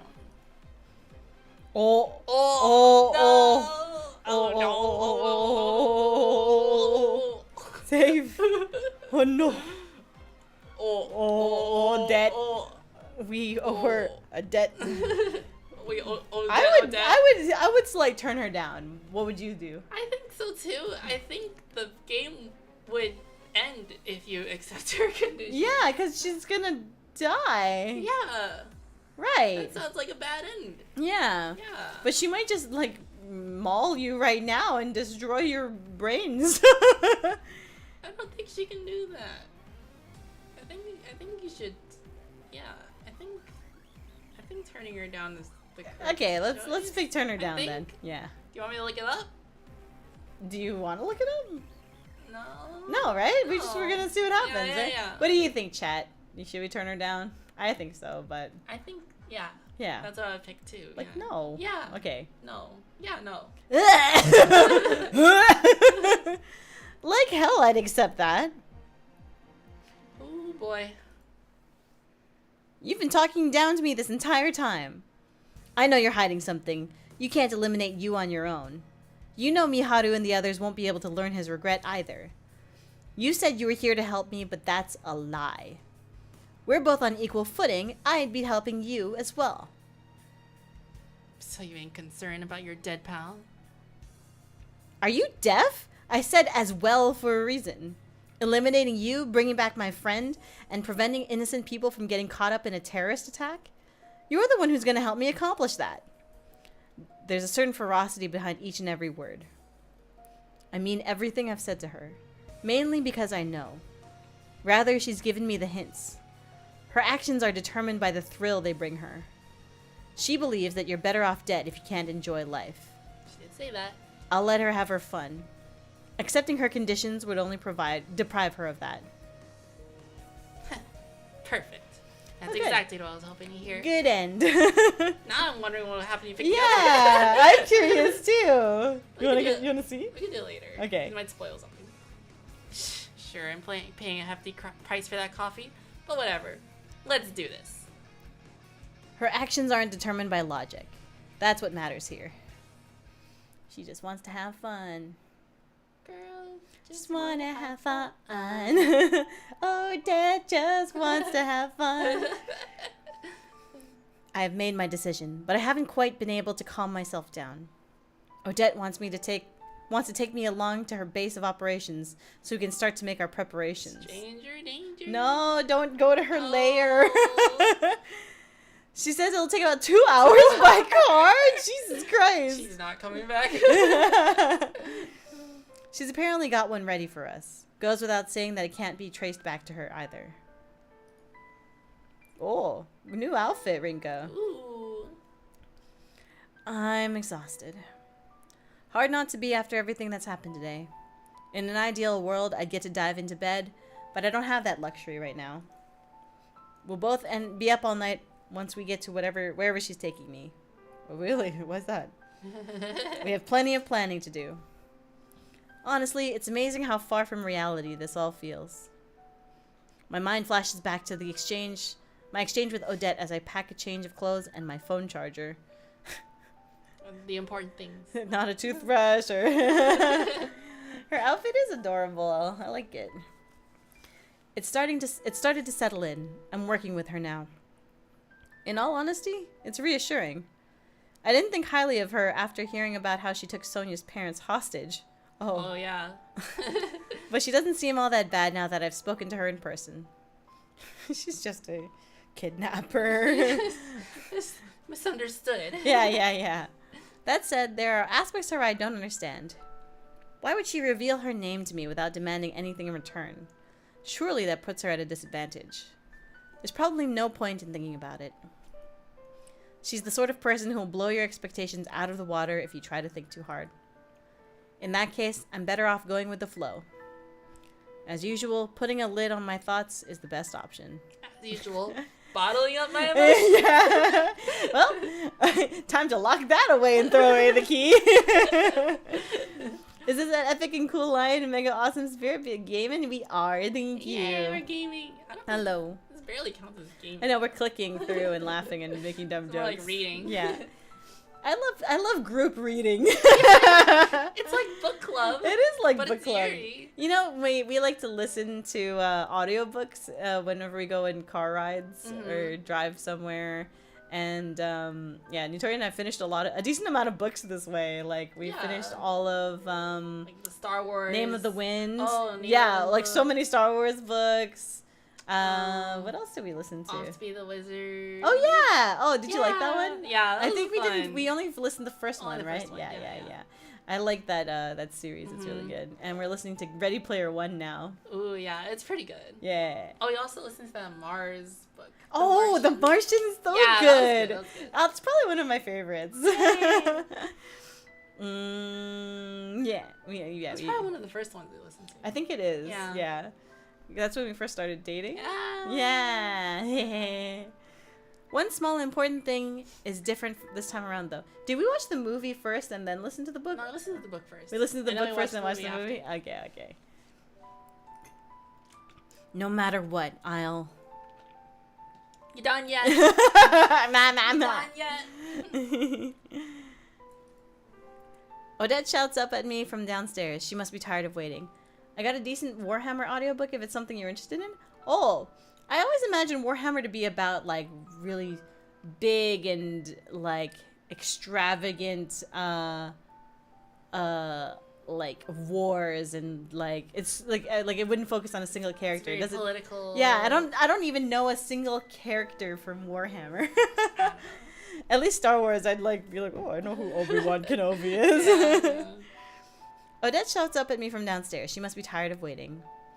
Telling her I'll be right down. I'll be right down. I make my way down toward the stairs. Let's get moving. Wow, she's so unclothed. Like, it's so surprising every time. It's summer. A blue car is parked outside. You're right. It has a nice coat of polish. Definitely not the kind of car you see around the city. Nice coat of polish. A nice Polish coat. Yep, bona fide luxury car. The driver's seat is even on the right-hand side, so it must be foreign. Driver's seat is on the right-hand side. I guess if we assume we're in America. But they're in Japan. They are in Japan. Yeah. What? In Japan, it would be on the right-hand side. Yeah. Did they localize one line? Unless they localize the one line. Unless she's looking at the car from the outside and it's her on her right-hand side, then that means that it's on the left. And the driver's side is on the left side of the car when you're in the car. A weird thing to say, though. Yeah. There's no way we won't stand out in a car like this. So who's driving? Relax. Cars ain't no thing when you're used to steering boats. Which side of the road do you drive on here? The right? The left! I know she's joking, but I still shout my response. It's hard not to when you know you're about to be her passenger. Little do I know that her driving would turn out to be even more atrocious than expected, leading to a grueling 2-hour journey. That's right. My recommendation was for a book I have universally loved for its MC. Oh, if you're interested in checking it out, though, it's called Hell's Reach. Ooh, okay. Yeah, maybe. Sure, yeah. Ugh, and me. You better toughen up. I never thought someone else's driving could make me feel so exhausted. Well, I've definitely been in yeah. cars like that. Same. Yeah. Yeah. My, I guess, like, oh, hello, Mochizuki. Thank you so much for the follow. Welcome to the Iron Lions. Thank you. Yeah, I think that I've been in people's cars, especially Uber drivers and, like, taxi drivers, where I'm tense the entire time, and then I'm, like, sore by the end of it. Yeah. It is a very tall, very buff lady, yes. I am mentally spent as it is, but now my body's drained as well. Doesn't help that I'm normally getting ready for bed around now. Aw, it's her bedtime. No. What is it, past your bedtime? No. Yes. Thanks to all that, I don't even have it in me to answer her. Anyway, this place has been abandoned ever since some delivery company that was using it went belly up. We arrive at an empty warehouse on the outskirts of town near the shore. Imagine if Odette is like 5'6", that puts me kind of confident 4'5". The road signs we passed said we're going towards Yokohama, so I estimate we're somewhere around there. As Odette said, this place really does look abandoned. Rusted metal and broken windows are its defining features. I'm not sure if desolate is the right word to use here or not. Ain't nothing left from when it was in use, so yeah. Who knows? Maybe all the pent-up grudges of the former workers turned into something sinister. Don't say stuff like that! You know I'm joking, right? Ain't no such thing as ghosts. I don't believe in ghosts either, it's just that the atmosphere here creeps me out. Who's there? A sudden voice calls out from the darkness and causes me to tense up. Not due to my imagination running wild, but because the voice is familiar to me. Oh! Yor. It's Alan Scorpion. It's such like a porno name. I am the Alan Scorpion. Look at his hands. They're so, like, clawy. So veiny. Yeah. His figure becomes more clear as my eyes adjust to the darkness. Did he just happen to be using the same place as Odette? No way there's that coincidence. Hey, odds of that seem... Shoot, get out of here! Odette's just like, what the fuck? Odds of that seem awfully low. Not you again. Yo, I brought her with me. You sure took your time. It doesn't take long before my doubts are cleared up. Are you two allies? Not at all. It's a temporary alliance, just like you and me. Well, more like you, me, and him, I guess. You fine with that? Alan's even more expressionless than usual, whereas Odette has a big grin on her face. These are the two people I fear the most in Divine Selection. I never would have expected them to team up, let alone that I would end up a part of that team. Nervous doesn't even begin to describe how I feel. I'm on the verge of throwing up. Why does Odette's choker have a place for Alicia? Is she a bottom? Yes. They're all wearing like a choker necklace. Oh yeah, like she's got some kind of thing going on there. Yeah. But there's an odd sense of relief mixed in me too. Describing it as sort of an animalistic instinct may be appropriate. There are no better people to team up with than these two. That much is a fact. Why are all of them in their slut era? I'm fine with it, but I'd appreciate an explanation first. Rinka has like this choker with like a lock on it. Yeah, a little like ruby thing. Oh, I thought it was a lock. It's a gem. Yeah. It's nothing complicated. We're pretty keen on when others are gunning for us is all. Oh, wait. I think that what's the birthstone? Birthstone of a Leo. Oh. Oh no. I was like, I thought it was a ruby for some reason. Ruby birthstone month. July. Is she born in July? Is Leo month. July 23 to August 22. Okay, so let's see. Scorpio month.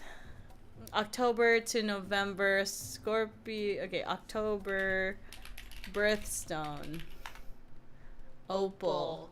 Does that look like an opal? No, that looks like a November. jade or an emerald or something. Birthstone. Topaz or citrine. Okay, well, I was thinking that maybe Odette's is like a sapphire. That would be interesting. Sapphire birthstone month. September, which would make her September zodiac. Virgo and Libra. No way, she's a Virgo. She's so impure. Okay, there goes that theory. That would have been a good one, though. Right, because Ruby and her eyes are Ruby, and she's the Leo. She has the Linehouse, and he's a Scorpion. Well, but his eyes are like citrine, or like topaz-y. Yeah. And she's sapphire. Blue. Maybe she is Virgo. What about that other guy? Let me look at that other guy. The one that we know for sure is the Libra. Why can't I see his face? Oh, his eyes are blue too. They're like dark blue. Mhm. I don't know. Yeah, I mean, there's a couple of them with blue, I guess. Yeah, it's hard to say. Okay. Well, interesting. Oh wait, did you read this already? Yeah. Okay. I am aware of numeral 9's plan to eliminate me. The enemy of my enemy is my friend, as may be the easiest way to describe the situation. We could go straight for dumbass Federico, but that'd be a bit boring. Instead, let's get rid of numeral 4. Ain't nothing more interesting than taking their prey out from under them. Numeral 4. Which is you, I think. Oh, you, yeah. Yeah. I was like, me? Rinka? Is he supposed to be Russian or Spanish? Yes. No. But I don't know how to do an Indian accent without sounding really racist. So I'm going to go with Scorpionic, yes. My name is Ellen. I'm Russian. No, he's not. I'm not trying to do Indian. No, I'm just doing the Russian one because I just don't know how to do Indian. I don't know how to do it without sounding. Welcome to Soviet India. He's a celebrity. It's fine. I figured it would be something like that. There's no way these two would work together otherwise.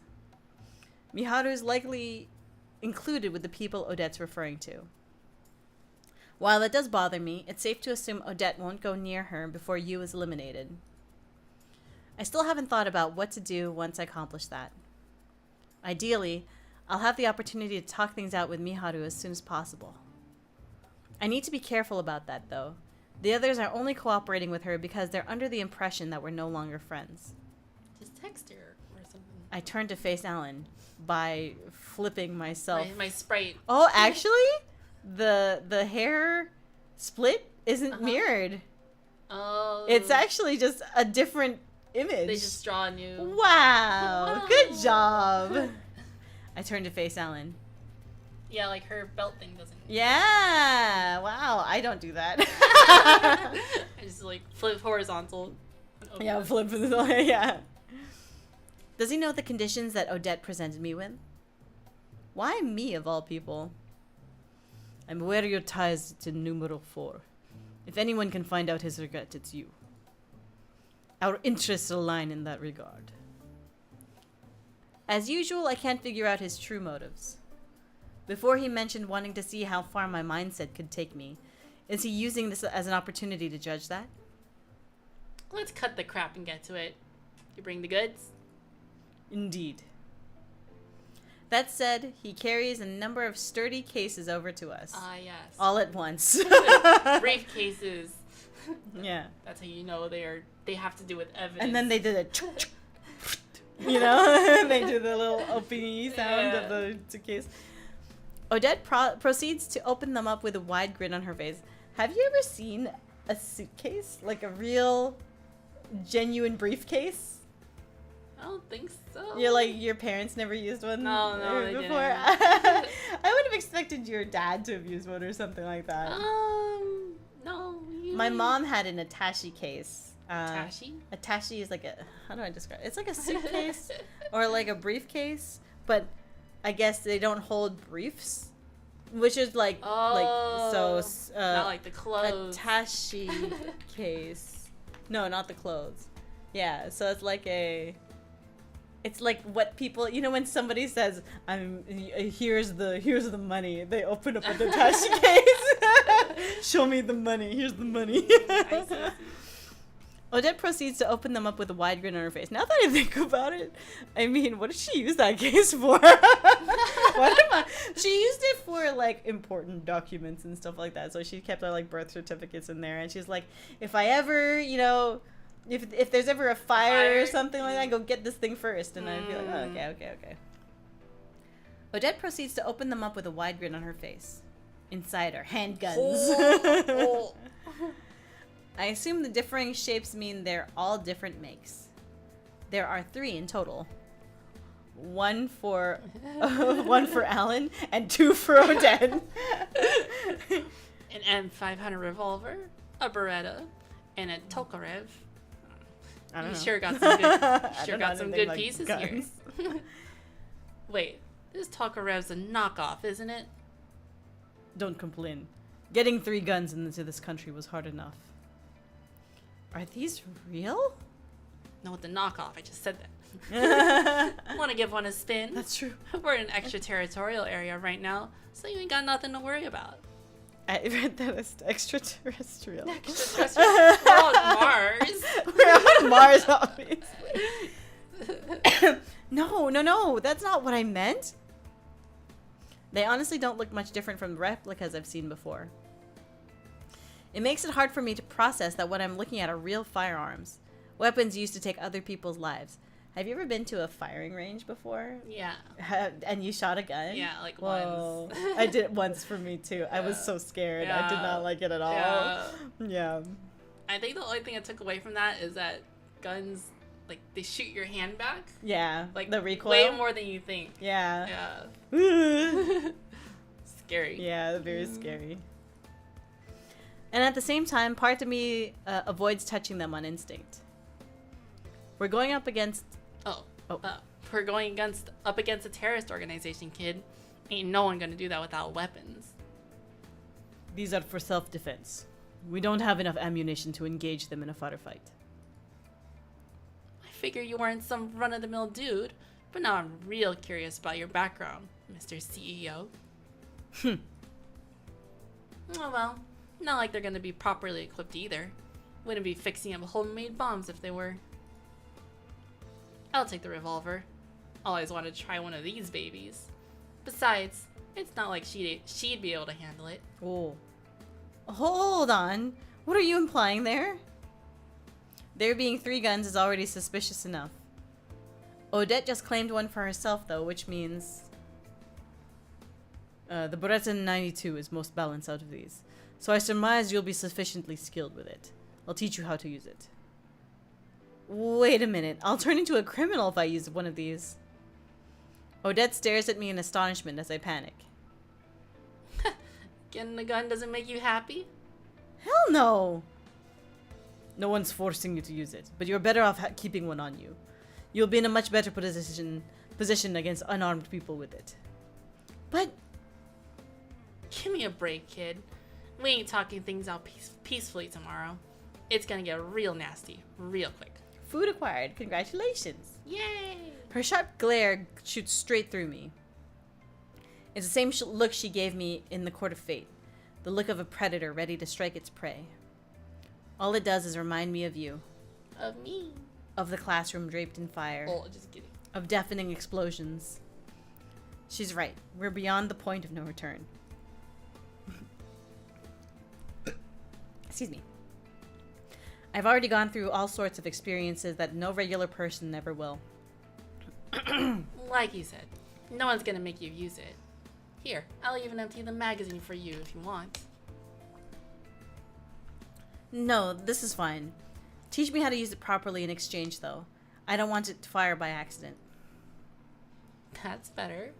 Well, start by picking it up. I think that you should explain where the safeties and stuff are before picking it up, just in case you squeeze the wrong thing. Guns may be allowed where they're from, but this is Japan. The very concept of them is foreign for most people. I take hold of the jet black pistol in order to make good on my resolution. Now I've officially broken the law. Oh. It's a lot heavier than expected. Just over 2 pounds, I'd estimate.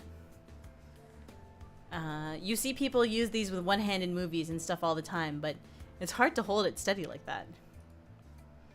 Using both hands helps somewhat, but at the same time, it feels far too light when I consider that they can take someone's life. There's an anime called Grenadier. Have I told you about it before? Where the lady reloads her gun with her boobies. No, what? It's such a ridiculous anime. That's funny. But she can reload her gun with her boobies. So what she does is she has the bullets in her boobies, and then she bounces and they all come out, and then she catches them with the revolver. But anyway, the point that I'm trying to make is that her theme in it is that the trigger is so heavy because it is the cost of someone's life, and so she's incredibly strong, and she's able to shoot those bullets when normal people wouldn't be able to use her gun. I see. Yeah, because they need to be strong enough to take to bear the burden of taking someone's life. Yeah, but I remember there's this one really, really stupid scene in that where she needs to shoot through something with bulletproof armor or something like that.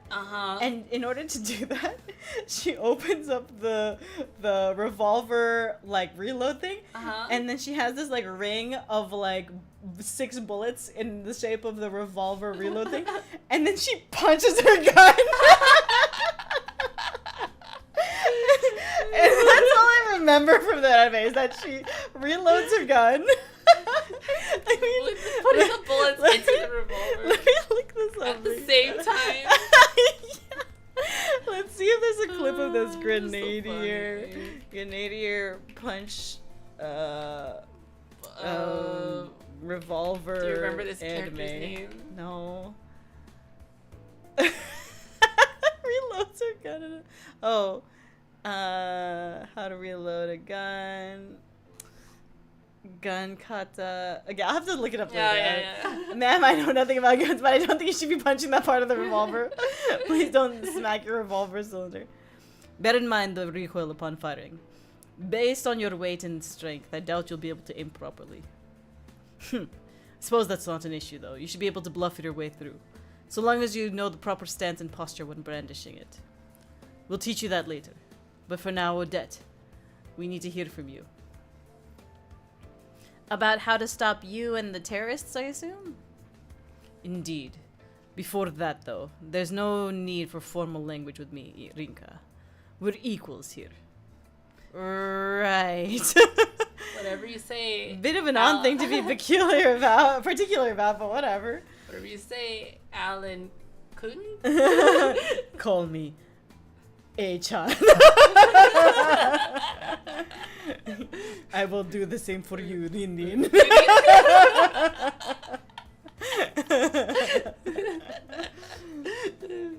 I have no reason to say no. All of this is based on info from Scale, but it should be reliable. He ain't got no reason to lie to us about stuff particular to you. First up is their objective. I've heard that terrorism is mainly used to establish political agendas. Null's Japan branch was formed by people influenced by a foreign organization, though, so I don't know anything about their motives. They want to fight the general indifference plaguing this country. Call me One-sama, step One-sama. I'm not sure I get it. Alan is the one to give me an answer. They probably think this country cares little about what goes on in the rest of the world. I find myself in agreement with that sentiment from time to time. War, poverty, illness, the world is overrun with all of these. Japan, by contrast, is both safe and prosperous. Its people are largely unaware of the struggles faced by others elsewhere. Sure, it ain't just envy making them run wild. Not like anything will change just by them blowing themselves up. Terrorists exist precisely because they don't agree with your claim. I hardly sympathize with them myself. Well, the important part is they've just deluded themselves into thinking people will pay attention if they blow stuff up. Fighting against the population's indifference, huh? I doubt I would have paid attention to what's going on in the world without divine selection. Mainly because my own death was tied directly to the suffering people from other my own death was tied directly to the suffering people from other parts of the world. They're hurting others for their own selfish beliefs. They're hurting others for their own selfish beliefs. Yep, that's why we're gonna be just as selfish and interfere. Fair's fair. Scale keeps on going about justice and crap, but that ain't got nothing to do with us. Are we being selfish, though? We're preventing innocent people from getting hurt, so...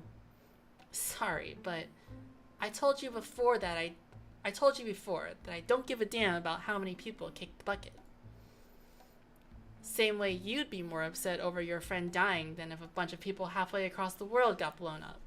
What does kick the bucket refer to? I mean, I know that means like kick the bucket means that they die, but like where did that phrase come from? Yeah, what's in the bucket that if you kick it then you die? Like acid? Noxious gas. Why isn't it already being gassed when it's in the bucket? A bucket of piranhas. A bucket of piranhas, and you're in the water.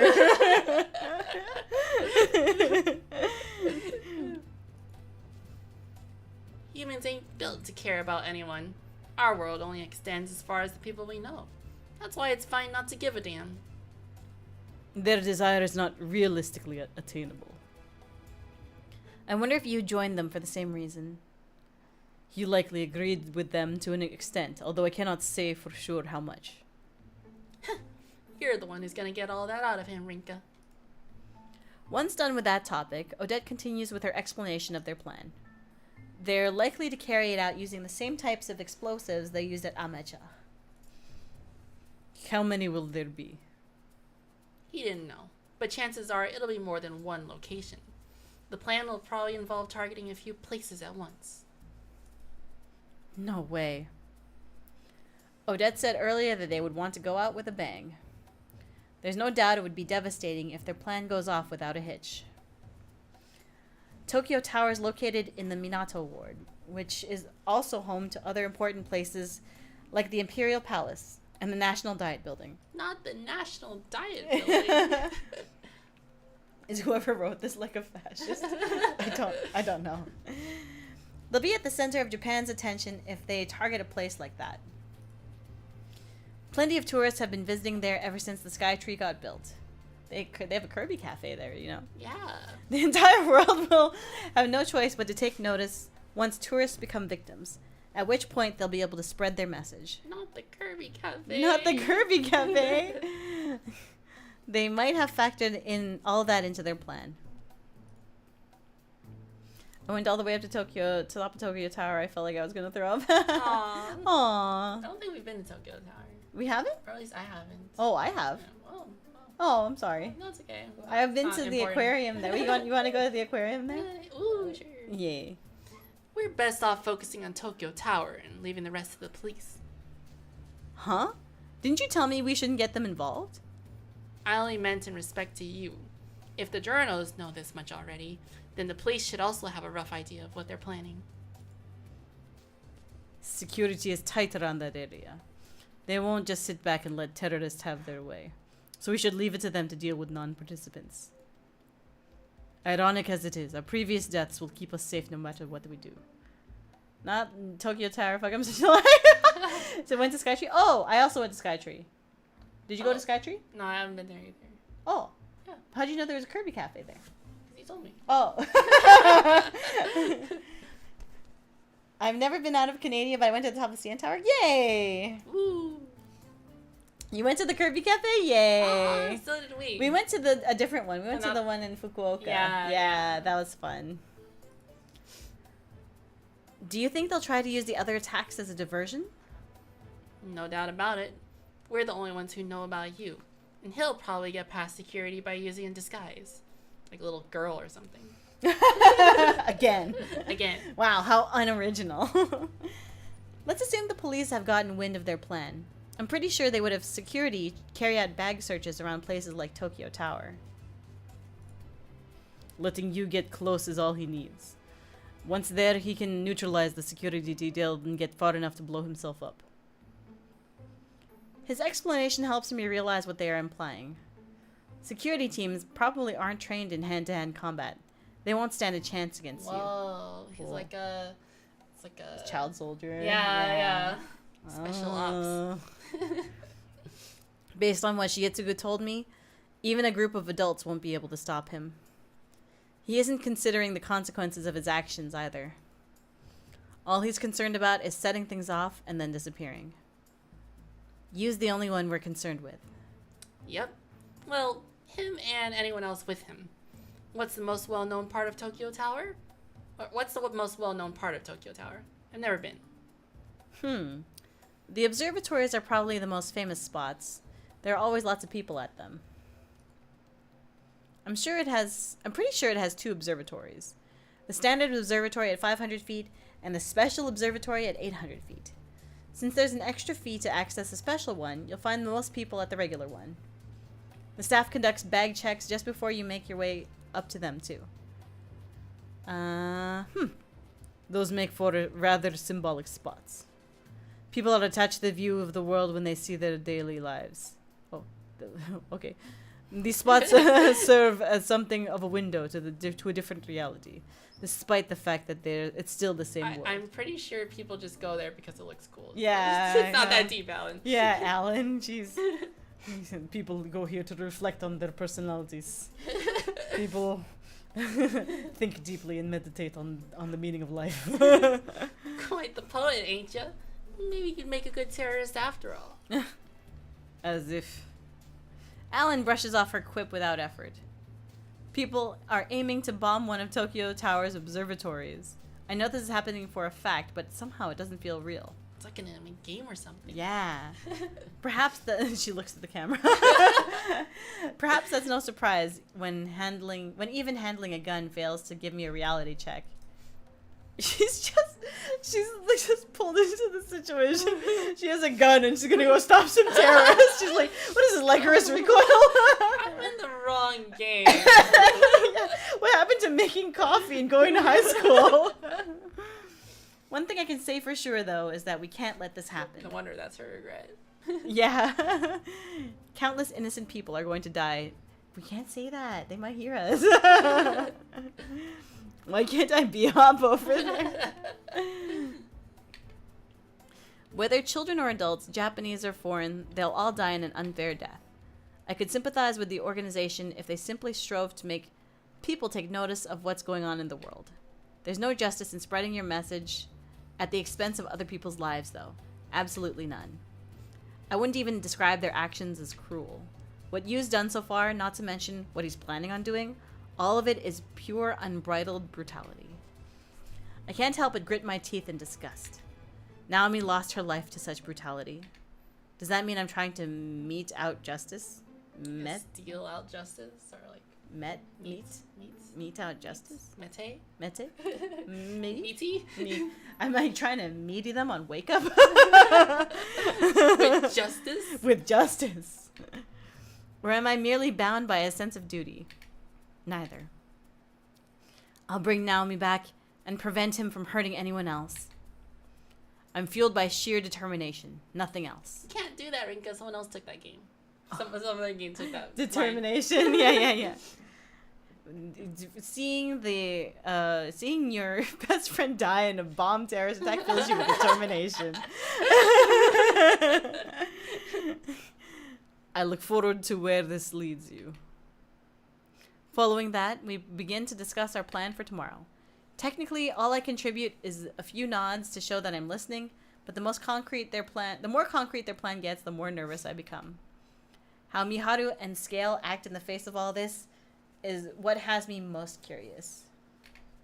Odette said they probably figured out that she's double-crossed them, but that they also won't think much of it. Miharu's personal motivations aside, their main goal is to eliminate Alan and Odette. Even if they don't manage to elect you themselves, they won't run the risk of having any of their cards exposed. Odette and Alan probably feel the same, considering they allowing me to the right to elect you. I know you the most out of everyone, so I can agree with that choice. The rest is up to me. My only choice is to get his regret out of him. Although anxious, part of me feels good about this being something only I can do. I want to die by your hands. Who said that? His words are akin to a curse for me. However, they also serve as evidence that I can still learn his regret. Ew, girl's getting his regret out of him. Ew. Just as Odette had said, I don't go home once we finish our talk. I stay at the warehouse to get some sleep. It's for the best. I'd get arrested immediately if I were to get caught carrying a gun, and according to her, it's far less risky to move in the morning as opposed to in the middle of the night. I can't sleep. It's so cold, dark, and lonely here. Oh, so dark. Where's my girlfriend? Alan was kind enough to prepare a blanket for me, but it's still my first time sleeping outdoors like this.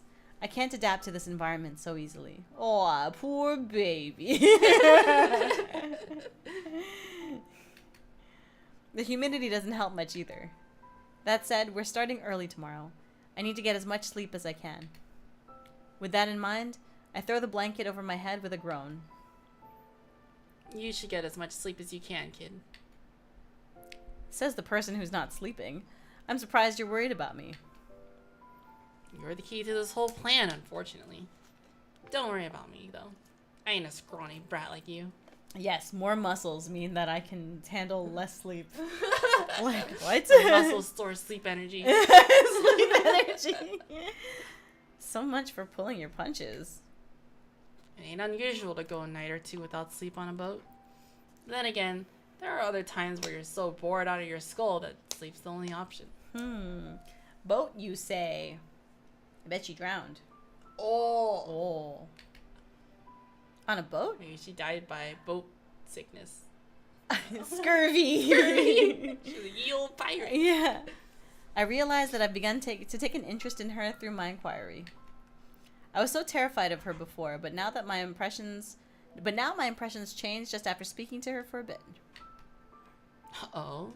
This is your way of getting info out of me. No, that wasn't my... Relax, I get it. You ain't dumb, but you ain't no schemer either. That's the difference between you and Miharu. I draw my eyes off her, prompting her to continue. I'm a woman of the high seas, despite appearances. I think that makes perfect sense, actually. You could call me a shipping agent. I feel like we knew this. How come this boat thing seems familiar? Maybe she's talking Maybe about started it. with Federico or something, yeah. Not your run-of-the-mill one. I shipped anything from letters to illegal goods, so long as the request interested me. Yeah, she's like a smuggler. Yeah. Yeah. A boat smuggler. Smuggler from Smuggler on the boat. via boat, not smuggler of boats. Boat using smuggle. Weapons, illegal booze, you name it. Even people at times. Human trafficker. Damn. But the one thing I never dealt in was hard drugs. Sure, I'll ship people and things, but hard drugs is a hard no. I just ain't about that. Didn't stop people from coming to me with them, but they're sleeping with the fishes now. Sleeping with the fishes. I'll assume that's a metaphor. Yeah, they're dead, Rinka. A metaphor for dead. She laughs in response. Just hearing about the work she does throws me off yet again. Our perspectives on what is normal must be completely different. In that sense, I've been completely blind to how people other than myself have gone about their lives. Our good friend over there ain't got no issue. Oh, sorry. Our good friend over there ain't got no issues sleeping. He seems pretty used to these kind of situations despite his position. He must have led a pretty wild life up until now. Just goes to show that you can't judge someone till you meet him. Anyway, that's enough chit-chat for tonight. You feeling less tense yet? Chances are you'll wake up right when the sunlight bursts in here later, so rest up while you can. Okay. I actually feel like I understand her even less now. She deals with illegal goods for work, and yet she claims to be anti-drugs. She even tried to help me sleep. Never met someone as difficult to figure out as her. It does make me think, though. It also makes me feel things. Mommy? Sorry. Sorry. No two people are exactly alike, so that's only natural. We simply don't know others well enough to try to truly understand them. The first time I met you, he was just a kid full of curiosity and love for Shigetsugu, the man he considered to be his grandfather. That was a different game, it feels like. Yeah. There was more to him, though. He was also a member of a terrorist organization before that. He then became the one responsible for Naomi's death, and now he wishes for his death by my hand. I don't know which side of him is the real one. I will soon, though. I'm sure it will tie into his regret. I feel my body gradually reach its limit as I think about all this. Soon enough, I succumb to the temptation of sleep. Sleep. Sleep. Na na na na na na na na. Dun dun dun dun dun dun dun. Wait, this one says Shinjuku. Wow. Good place to end. You want to keep going? I do. Okay. I want to see what happens. It's really warm. It is really warm in here. You want me to open the door or something? A window? No, or? the window's gonna be Air conditioning. How about the door? Maybe Yeah, the sure. door will help. It's so warm. Maybe if I turn on the fan out here. Yeah, maybe. What if I put this fan in front of this door? Oh, it just feels so warm. Clothes in the... Ugh, why does being cool take so much electricity? I know. I think electricity is like expensive. Alright, good night, Pintinkio. Thanks for stopping by. Yay. Okay. How's that? Is that better? I think so. A little bit? A little bit. I mean, we could turn on the AC again if you just want to pay more money for electricity. Because I'd rather pay more money for electricity than be uncomfortable. Wah. I will never be One Punch Man. Oh. Oguma Mao finds herself browsing through her social network while waiting on the train. In doing so, she stumbles across an alarming headline. For real? She follows the headline to its source right away. This is an article she has to read no matter what. A number of bags with suspicious materials within them have been found around Kamiacho Station. Sounds related to what happened to Naurin. Suspicious material probably means bombs. Did they manage to catch whoever planted them? Look at that big shirt. Yeah, no. Mao isn't familiar with the station itself, but she knows that Tokyo Tower is not far from it. She's also aware that merely one station away from it is Kasumigaseki, home to the majority of the country's cabinet ministry of offices. Was she like a political buff or Well, something? it's probably just common knowledge. Like if you were to say Parliament. The White House. Yeah, the White House. Washington, D.C. Sure, that's true. Yeah. There are many movies based on that. Yeah. What's more, Roppongi is in the opposite direction. Was this an attempted terrorist attack? An attack there would throw all of Japan into a panic, depending on how far the damage extended. Mao typically only pays attention to celebrity news, but even she comprehends the potential danger here. Whoa. They still haven't found any suspects? Based on the article, all they found were the bags. Oh, Zombie! Thank you so much for the sub. Welcome back to the Platinum Pumas. Yay! Welcome. Hope y'all having a great night. Yeah, I'm invested in the story, but it's also crazy warm in here, so yeah, we'll see. Maybe let's. I mean, I guess. But then we're getting to the exciting part. I want to see what happens. Okay. Based on the article, all they found were the bags. Amecha even got a mention. The events at Amecha were now widely considered to be the results of terrorist activity now. Reporting an attack on that scale as a mere accident, especially when it claimed a life, is simply impossible. Only a week has passed since then. It's only natural for this new discovery to be linked to what happened there. Hopefully they'll get caught soon, for Naomi's sake. I wonder if Rini and Miharu installed this already. Might as well link them just to be sure. Mao pastes a link to the article in the group chat. The very same group chat that once included Naomi. Aww. Ah, come on. Why do they never look at their phones when I need them to? Just as her claim implies, neither have yet to read her message. She got left on unread. Oh. She truly believes that this is a case they should be invested in. More than anyone else. Tokyo Tower. I wonder where they are right now. Cafe and rest. Tokyo Tower. Tokyo Tower. One of the most famous structures in Japan. While it's 1,100 feet of any height, 1,100 feet of height may fall short compared to the Skytree's 2,100, it remains an illustrious sight among the cityscape. Okay, so I have been to Skytree, but I haven't been to Tokyo Tower. Oh, I see. The observatory, perched 800 feet from above ground, may require a fee, but one can easily see the entirety of Tokyo from it. Viewing the city from such a height truly gives a new perspective for what is found on the surface. It almost feels like staring into an entirely different world. Mm-mm. Many people experience a wide range of emotions here, but one person stands out from the rest, one whose purpose is the complete opposite of theirs. The feelings experienced by the people who stare down at the world only serve to separate them from it. This is no time to let that influence him.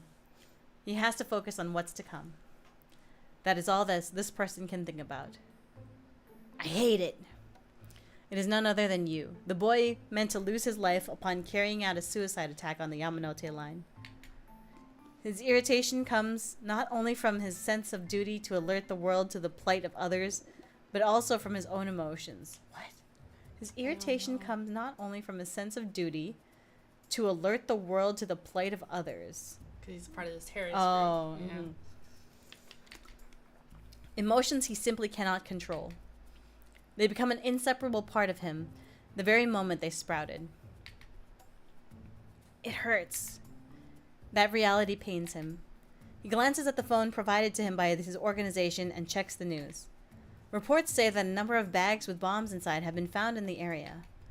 Investigations to determine the responsible party are currently underway. Connections are also being made to the attack on Amecha Girls University High School, as the bombs found were of the same type used there. Everything's going well. The more security is concerned with what goes on away from here, the less attention they'll pay to him. Besides, he is well aware that very few people in this country would suspect a child of being responsible for a terrorist attack. I guess I'll still keep the fan pointed at Daigo. Oh, poor guy. I hear him panting a little bit. No. Yeah. Poor guy. Daigo's panties. Daigo panties. Daigo panties boy. Oh. Yeah, it's pretty warm here. Turn on again. The downside of having our computers upstairs. Ugh. Alright, I'm turning on the AC. Isn't it already on? I'm turning it on harder. Oh, okay.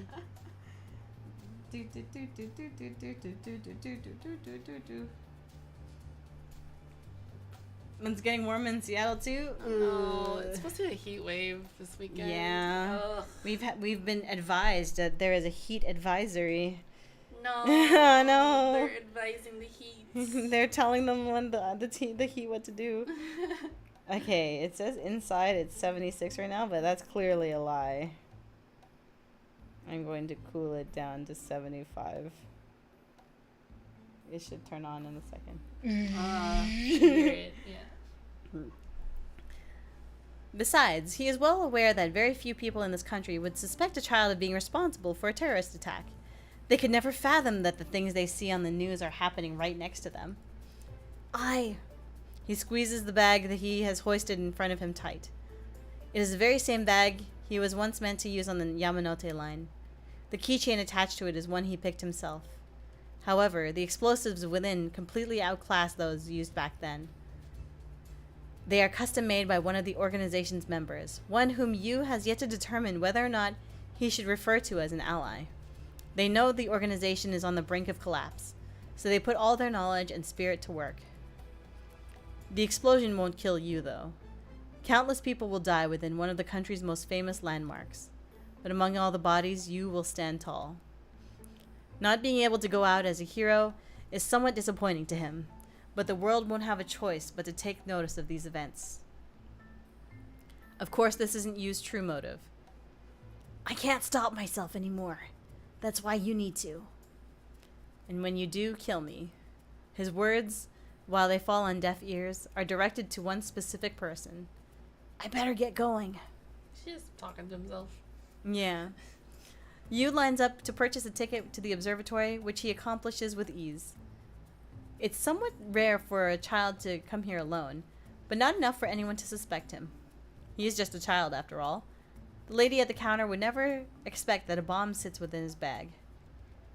Up next is... Yu casts a glance towards the staff carrying out the bag checks. There are two ways to reach the observatory. One is the emergency staircase, and the other is the elevator. The emergency staircase is open during the day for all to use.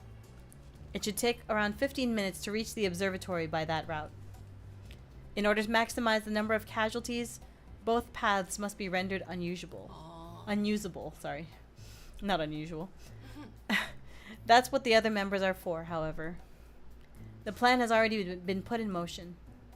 It's time. A hint of severity takes over his expression.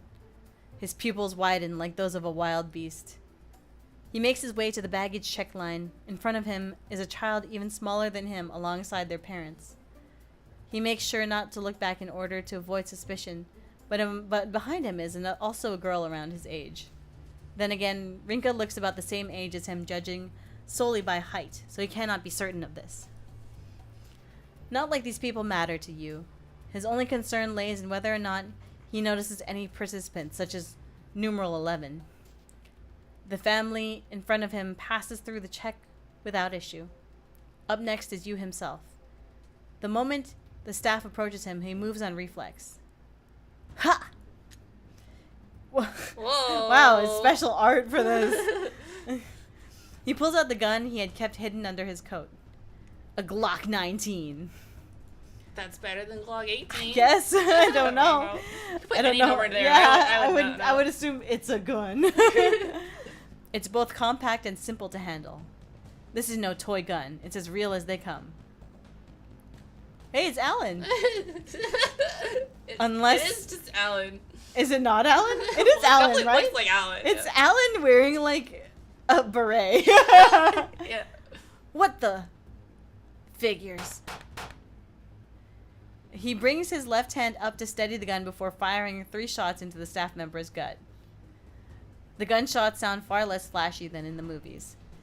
The reason he avoided their head was simple. The staff member is a participant. Yu knows that fate will intervene and prevent their death. You came to stop me after all. Ugh. It is Alan Scorpion who has disguised himself as one of the tower's staff. It's weird. Very bad disguise. Yeah. He finds himself crouching on the ground as his reaction to Yu's assault is a split second too late. The floor is painted red with his blood. Alan's physique is nothing to scoff at, but no amount of muscle can stop a bullet. The damage done will be minimal, but due to the bullet being fired at point blank. But it will be... Wait, what? If it's fired at point blank, it's... I guess it doesn't have enough time to accelerate, or I don't know. Huh. I learned something new today. I was just guessing. I would have guessed that would be worse. Yeah, right? Yeah. I don't know. But it will be more than enough to render him immobile. Oh. You waste no time with this opportunity. He reaches back. I wonder who that is. He reaches back and grabs the arm of the girl behind him, pulling her over to him and pointing the gun at her head. Consider her a hostage. Eep. Oh no, I'm kidding. I'm scared. I'll kill her if you stop the elevator. Yu has no issues whatsoever with killing non-participants. No one among the crowd is gallant enough to try anything either. Every last one of them are paralyzed with fear after witnessing what just happened. They don't even run up to Alan to make sure he's okay. All they do is scream. Full-scale panic has already set in by the time the other staff, and those whose curiosity got the better of them, come to the scene. The situation is too far beyond anyone's control at this point. Wait. Any normal person would have collapsed from the pain posed by those wounds. But Alan remains able to stare Yu dead in the eye. Split-second decisions are what the entire situation demands. Yu proceeds to take his phone out while keeping the girl close. This is necessary in order to execute their plan. Here we go. He navigates his way to and launches a streaming app. Oh. Is he on Twitch? It's on Twitch, yeah. Oh, no. The account used for this particular stream is anonymous, but he has all the confidence in the world that the channel will spread like wildfire thanks to social media. I think this is how you do it. He's gone through the motions previously, but it's still hard for him to figure out. He's just standing there in the elevator. Wait, okay, I gotta set the stream. I have to set the stream title. He turns the phone camera toward himself and makes sure he's in frame. Keeping an eye on what's going on around him, he makes a number of inputs before setting the stream to go live.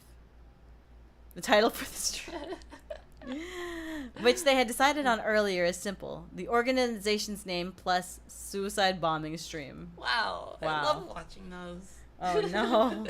Yu, opting not to rely on his card book, speaks to the viewers in somewhat crude Japanese. Konnichiwa. Jiketsu bombu Tokyo ni tower ni shimasu. I'm about to carry out a suicide bombing at Tokyo Tower. Plenty of viewers got hooked by the title alone. That being said, the comments are full of nothing but trolls. I hope he's not reading the comments. That'll make you, yeah. Yeah. Most are saying things along the lines of "Quit the act, kid. Nice publicity, son. LOL. www. Some other choice examples. This is why they should age gate the net, and this is some new viral marketing thing. The viewer count may have spiked initially, but many begin to leave after seeing the wave of incredulous comments. A huge surge has yet to happen. Yu pays no attention to the comment section, of course. Of course, like a good streamer. Like a good streamer. Except us. We read like every single... We read the comments, so like, ignore the bad comments. Yeah. There's always want to get more viewers or something like that. I have a hostage. This gun is real. I shot the person over there with it. Even with that said, he has still a good idea of how people will react. His time spent watching TV at Shigetsugu's house wasn't for nothing. His unfamiliarity with streaming leads to him leaving himself out of the frame at times, but eventually he turns the camera toward Alan. It's fine if you don't believe me. You're the type of people I'm doing this for in the first place. This is a message for all you people who don't care about the world beyond your bubble. A message from those who suffer from the most outside of it. Yu speaks slowly to his audience. He figures the stream will be perceived as legitimate after showing both the gun and somebody who's been shot by it. There will be people who still think it's fake, but there are also those who will spread it under the belief that it's all real. Not to mention the possibility of people at the scene currently watching. The general population comes to realize it's real, though. The viewer count's continued climb is proof of that. The admins likely aren't aware of the stream yet, but Yu knows they will be unable to cut it off even when they do take notice. Some of you may have connected the dots already, but let me make it clear. I'm the one responsible for the bombing at Amecha Girls University High School. That makes me the one responsible for the death of an innocent girl. Of course, you only believe her to be innocent. But if you ask me, anyone without any concern for the world at large is anything but innocent. Even if you watch and read up on the news, that's little more than an excuse. Let's talk about me for a bit. My regret is... yeah. I have a huge regret, and that is that I never got to eat ice cream. The card in Rinka's journal glows. Yu lowers the tone of his voice a bit. Oh. What the hell? Is this really happening in Japan? Mal poses the question to herself as she watches the stream. The fact that this is happening right after she learned about the bombs that were found earlier takes her by surprise. She's still at the It's funny that she doesn't recognize the person on the screen either. Yeah. Oh, Rinka. Yeah. Does it look like her? She changed. That's true. She hid the yellow thing in her hair. She has a wig on, yeah. Yeah. The boy has both a gun and a hostage. What's more, he's already used the gun on someone.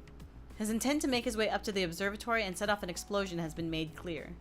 Mao cannot believe this is occurring in Japan of all places. The boy makes it very clear that he is doing this for people like her, those who can't quite believe this is really happening. Mao is unable to consider herself a mere bystander in all of this, though. He's the culprit? He just claimed responsibility for what happened at Amecha. That makes him the one responsible for Naomi's death. Naomi wasn't just an underclassman to Mao, she was a close friend. Let's talk about me for a bit. The boy switches topic to himself, and Mao and the rest of Japan watches. This is a moment she has to pay attention to. Life in the country I was born is the complete opposite to what the people of Japan are used to. Even the name of my country wouldn't ring a bell for you. Every day was a fight for survival. Also, I don't want to specify any country because they might get mad that I put this in a visual novel. Yeah. My father died right before I was born, while my brother died soon after. I spent my life alone right from the beginning. What's this remind me? Mandalorian? This reminds me of Mandalorian. Kinda, yeah. The only reason I was able to survive was due to a certain institution I was taken into. Call themselves the Mandalorian. I took off my helmet because I broke the code. This is the way. The institution was a hospital that doubled as an orphanage. It was full of children like you, orphans who had no one to take care of them. We call it a hosporphanage. Hosporphanage or farfball. There was a Japanese woman there who we called Mama. Okay. She worked as a doctor in the afternoons and at the orphanage the rest of the time. According to him, this lady also used her spare time to train new doctors. Not only was this place rife with conflict, it was also far from sanitary. There simply weren't enough doctors to take care of all the patients. What's more, she took as much time as possible to look after the children as well. We were able to live thanks to her efforts. She even took the time to make food for us every now and then. At the time, being around her helped me understand what it must be like to have a mother. There's a limit to how much one person can do on their own, though, physically, mentally, and financially. Medical treatment requires proper funding. There's no limit to where expenses can go: medicine, equipment, personnel, etc. The institution itself couldn't run without that funding either. They needed an incredible amount of money just to provide the most basic of necessities. The number of patients and orphans can only increased. As such, both the hospital and institution constantly lacked the money to run properly. Mama sought aid from Japan, her home country. Of course, they wouldn't provide her the money she needed. That's why he has a grudge against Japan. Money gathered by non-profit organizations to aid such places existed, but it wasn't enough. That money wasn't provided solely for their institution either. No place on Earth is able to provide infinite funding. In the end, the people there opted to ask you for help by setting up a funding service on the internet. GoFundMe. You're all aware of how that went, aren't you? We barely received anything, and Mama eventually died from being overworked. GoFundMe. Don't you want to send $2,000 to a prince in... That was akin to losing his own mother. Well, just telling your regret to the whole world. Yeah, well, I guess so. For the institution itself, they had lost the one major pillar supporting it. Mama used to say that the kindness of Japanese people would make things work out. They would come to the aid of a fellow countryman, no matter what. The people of this country would feel for her plight as she worked hard in a far-off land.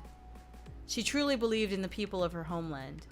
This is quite the JRPG I elevator. know, yeah. Oh yeah, JRPG elevator, taking forever. Yeah.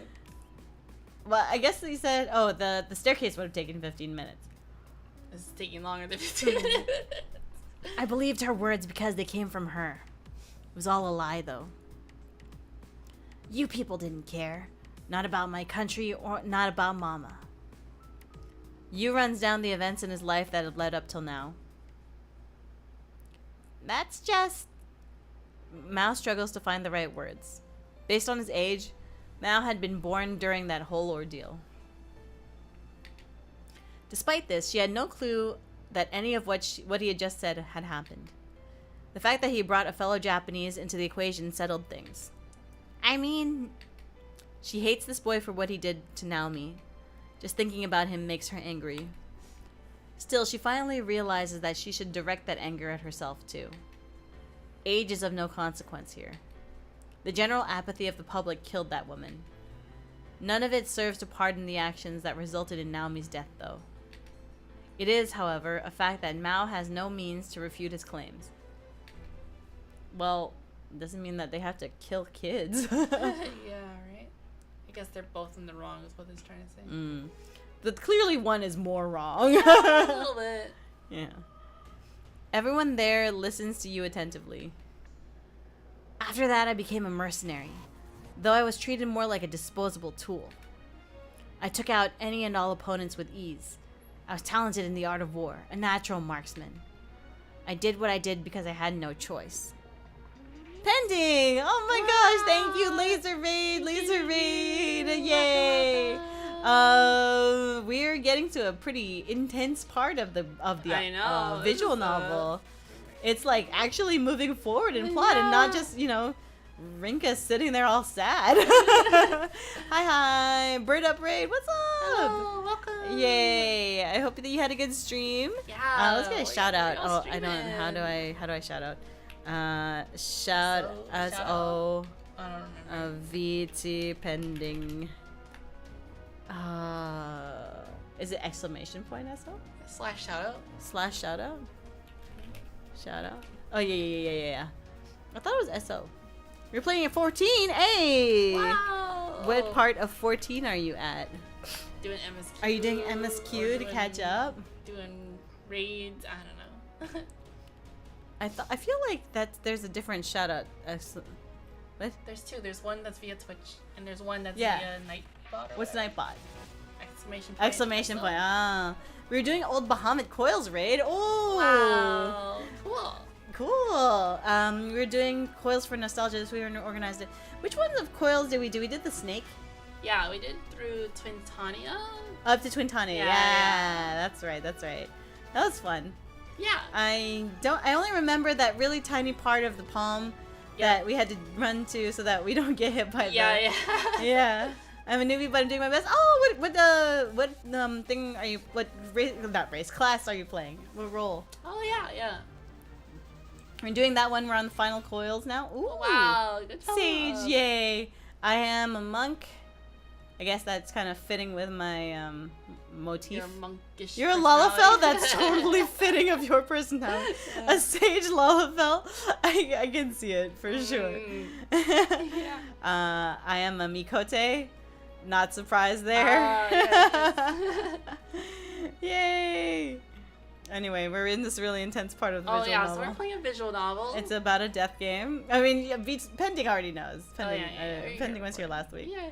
I like the laser, so that's why I went stage. Oh, it's kind of cool. Kind of like that Gundam that we were watching. Kind of Gundam-y. You and Pending play this too? Oh, wow. Ace, you played this too? Wow. You know this part? Okay, so this is no spoilers. Great. Great. Maybe we can keep watching. I did what I did because I had no choice. His continued survival may not have been what he desired. Survival on the battlefield only yields the death of others. All this even after Mama's efforts to teach him compassion.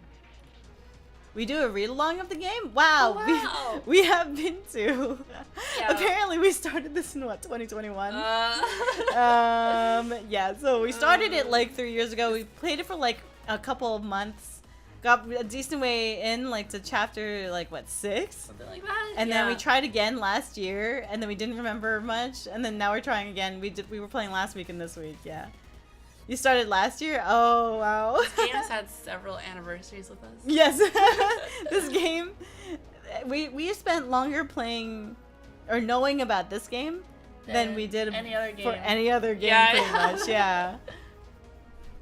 Are you gonna do it every Friday going forward? We're gonna try. We'll see. Yeah.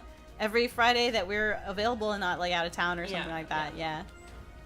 Until we're done, unless it's eventually. Yeah. And then we'll move on to a different Yuri visual novel. That will take us 3 years. Another one. We should do Kindred Spirits on the Roof, but without any of the hentai stuff. Yes, we definitely can't. Yeah, if they have a non-adult patch or a probably they probably have probably turn off HC. Yeah.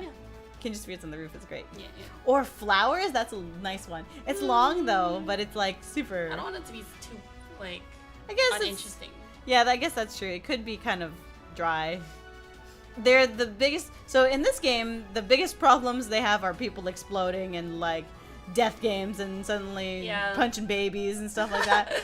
Yeah. In Flowers, the most troublesome thing is that they're they forgot a pencil for their class, and then they had to borrow a pencil from. Not the pencil. One girl transferred out of the school or something like that, and that's the worst thing that could possibly happen to these girls.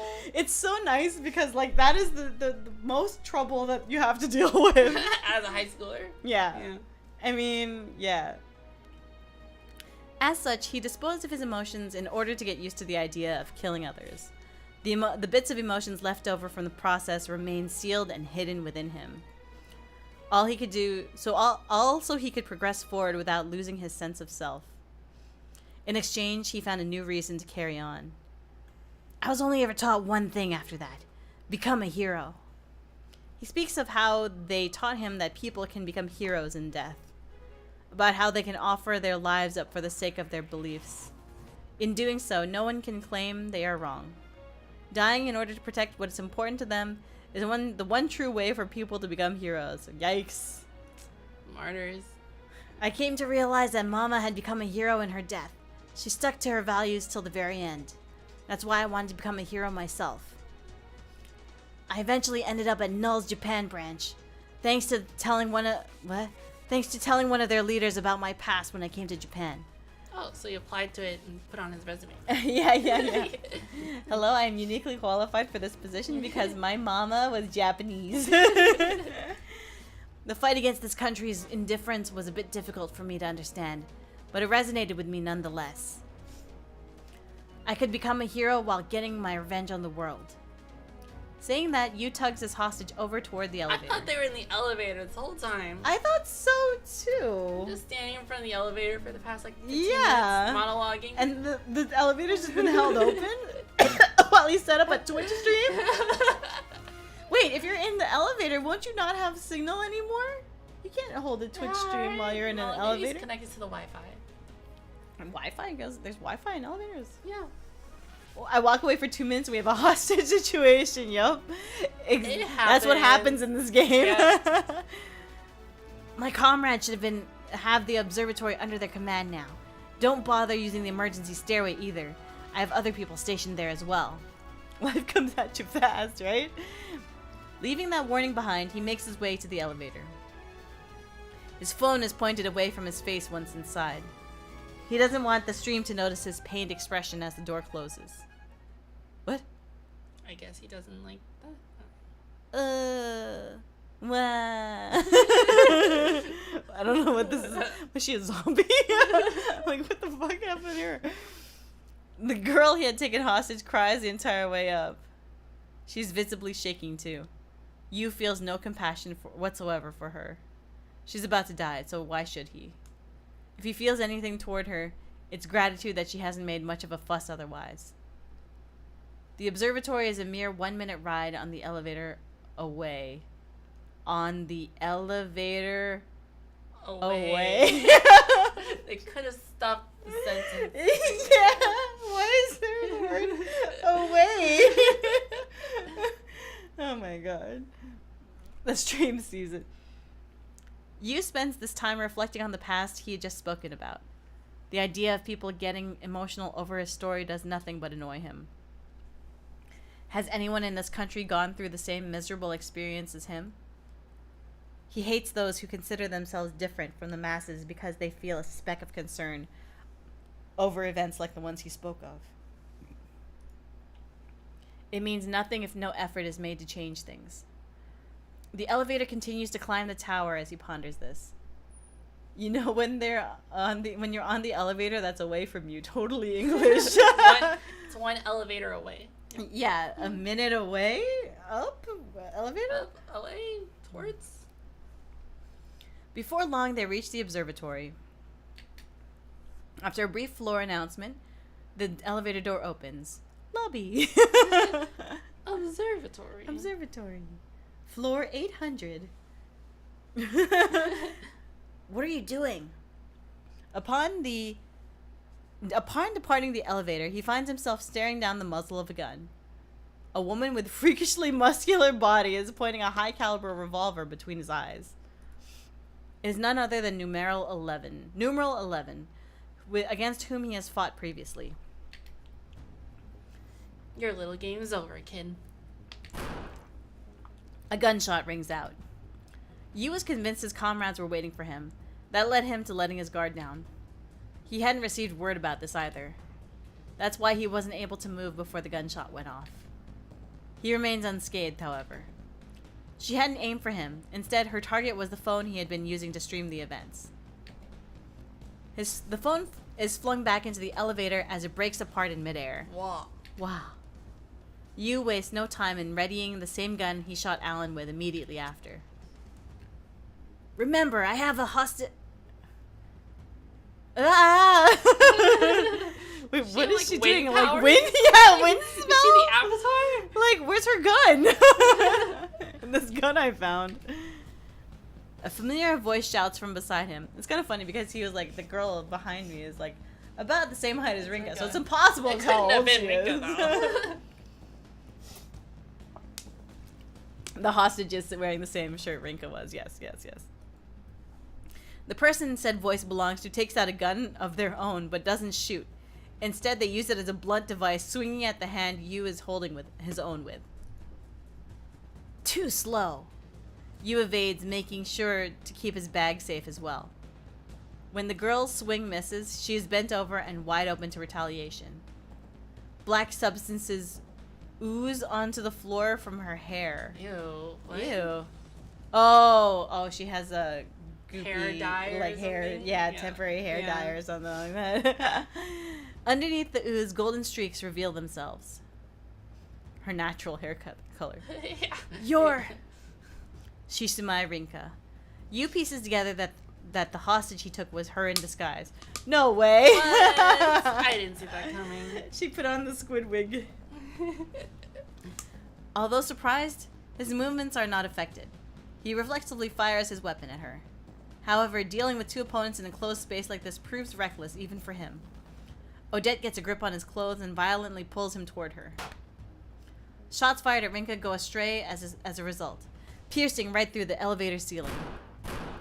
Odette takes aim at his back with her own gun. Whoa. Space between his back and his bag, to be precise. She fires off 2 shots, both hitting the shoulder straps off his bag. What? Wow, she's like a trained assassin. Whoa. One slight miscalculation would have resulted in hitting the bomb concealed within the bag. Fate may have kept them alive, but they still would have been seriously injured from an explosion at such close proximity. Odette's marksmanship ensures she hits her target and severs the bag from you. Whoa. She does this because she knows just how much damage the bomb could cause. Yu redirects his attention toward the bag so as to not drop it. He is fine with getting hurt himself, but there wouldn't be enough victims were the bomb to go off here. His decision to prioritize the bag is the exact opposite of Odette's. She delivers a swift, powerful kick to his back while his eyes are glued to the floor. Being almost double his weight, Odette's kick sends him flying. Odette grins from ear to ear as she sees him take to the air. She just kicks the kid. Yeah, she just kicks the kid and throws him across the room. She isn't even concerned about the bag. Watch out! Wind. Wind, come to my... I'm summoning the wind. Rinka tosses her gun and lunges for the bag. She goes in head first, arms fully extended. The impact against the floor would likely cause the bomb to go off. Airbender Rinka, I know. That realization is what causes her to jump without a moment's thought. Ugh! She manages to catch the bag with both hands, as both her body and her face continue to skid across the floor. Winds come to me. While she's able to prevent the bomb from going off, her face now feels like it has been peeled away from her skull. Why is this happening? The bomb has been stolen from him mere moments before he could accomplish his goal. His outcry is the result of letting his emotions take control. It is the only thing left he can do. His regret card is unable to let the bomb explode. Yeah. And it was probably the scariest moment of my life. A bag with a bomb inside almost crashed onto the floor. I would have had to bear the brunt of the explosion had I failed to catch it. But it's an experience I've been through once before. I wouldn't have died this time, but who knows how badly I would have been burned. My face would have been unrecognizable. Yeah. My actions helped pull us through the initial phase of our plan. That much I'm confident about. There's a bomb in here, damn it. Don't just ignore it. Oh, my bad. Throwing a feint was the only way I could get it away from him. So, I'm glad you knew what to do after that. I'd normally be surprised to see that she's still smiling during all this, but I know this is what she lives for. Things are going just as we planned. Why are you two the only ones here? There are no traces of any customers, nor used comrades. We are the only 3 here. Oh, Well, we did your little buddies in. Was hoping they'd be as strong as you, but nah, just a bunch of small fry. There were 10 of them. Numbers ain't no thing when they're all pushovers. But if there were even 3 people like you, then we would have been in trouble. I told them all about you, so why did they let you through? You couldn't have forced your way through without causing a stir. What's more, they kept in contact with me and never mentioned anything. Aw, you didn't notice? That was me sending those messages. What? How did they... What? How? Oh, I guess she would have bopped one of them and taken the phone, I guess, yeah. I played you because I had to. There was every chance you'd go wild right at the entrance if I took down your pals and evacuated everyone. You're bound to round up a good number of casualties no matter where you blow yourself up in Tokyo.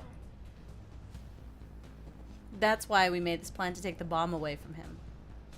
His lack of consideration for his own life made things far more difficult to handle than they would normally. I was worried when Odette said she would handle all his comrades, but she really did manage to pull it off. You know the rest, I'm sure. We're gonna beat the shit out of you and get you to talk. Victoria's saying shit. That wasn't me. I know it's not you. Odette. I know. I didn't see anything. They're gonna beat the shit out of you and get you to talk, but it's just funny because it's like, whoa, you really own the character. I like it. I told you I don't plan on dying so easily, didn't I? He directs that line straight at me. Gun. Use neutral special. Neutral gun. Special gun. He then raises his gun and points it my way. Whoa, it is really pointed her way. Whoa. Ack. But I'm not his target. It's most likely the bomb.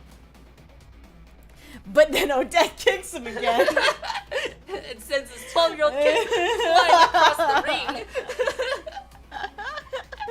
And then she has a chair. Where'd she get the chair? She bounces off the ropes. Where did these ropes come from? Oh, look, she's got anti-bullet legs. Taking his focus off Odette proves to be a mistake, though. She isn't one to let that slip past her. Oh my god! Making use of the reach provided by her height advantages, she launches another kick right at his jaw before he can fire. Yu barely dodges in time, but Odette doesn't let up. She continues with an unrelenting barrage of kicks and punches and kicks. Dragon Ball. Yeah. That's amazing. I'm so glad you understand those references. I'm so glad you're making those references. Wow. But who's coming out to challenge her? It's John Cena.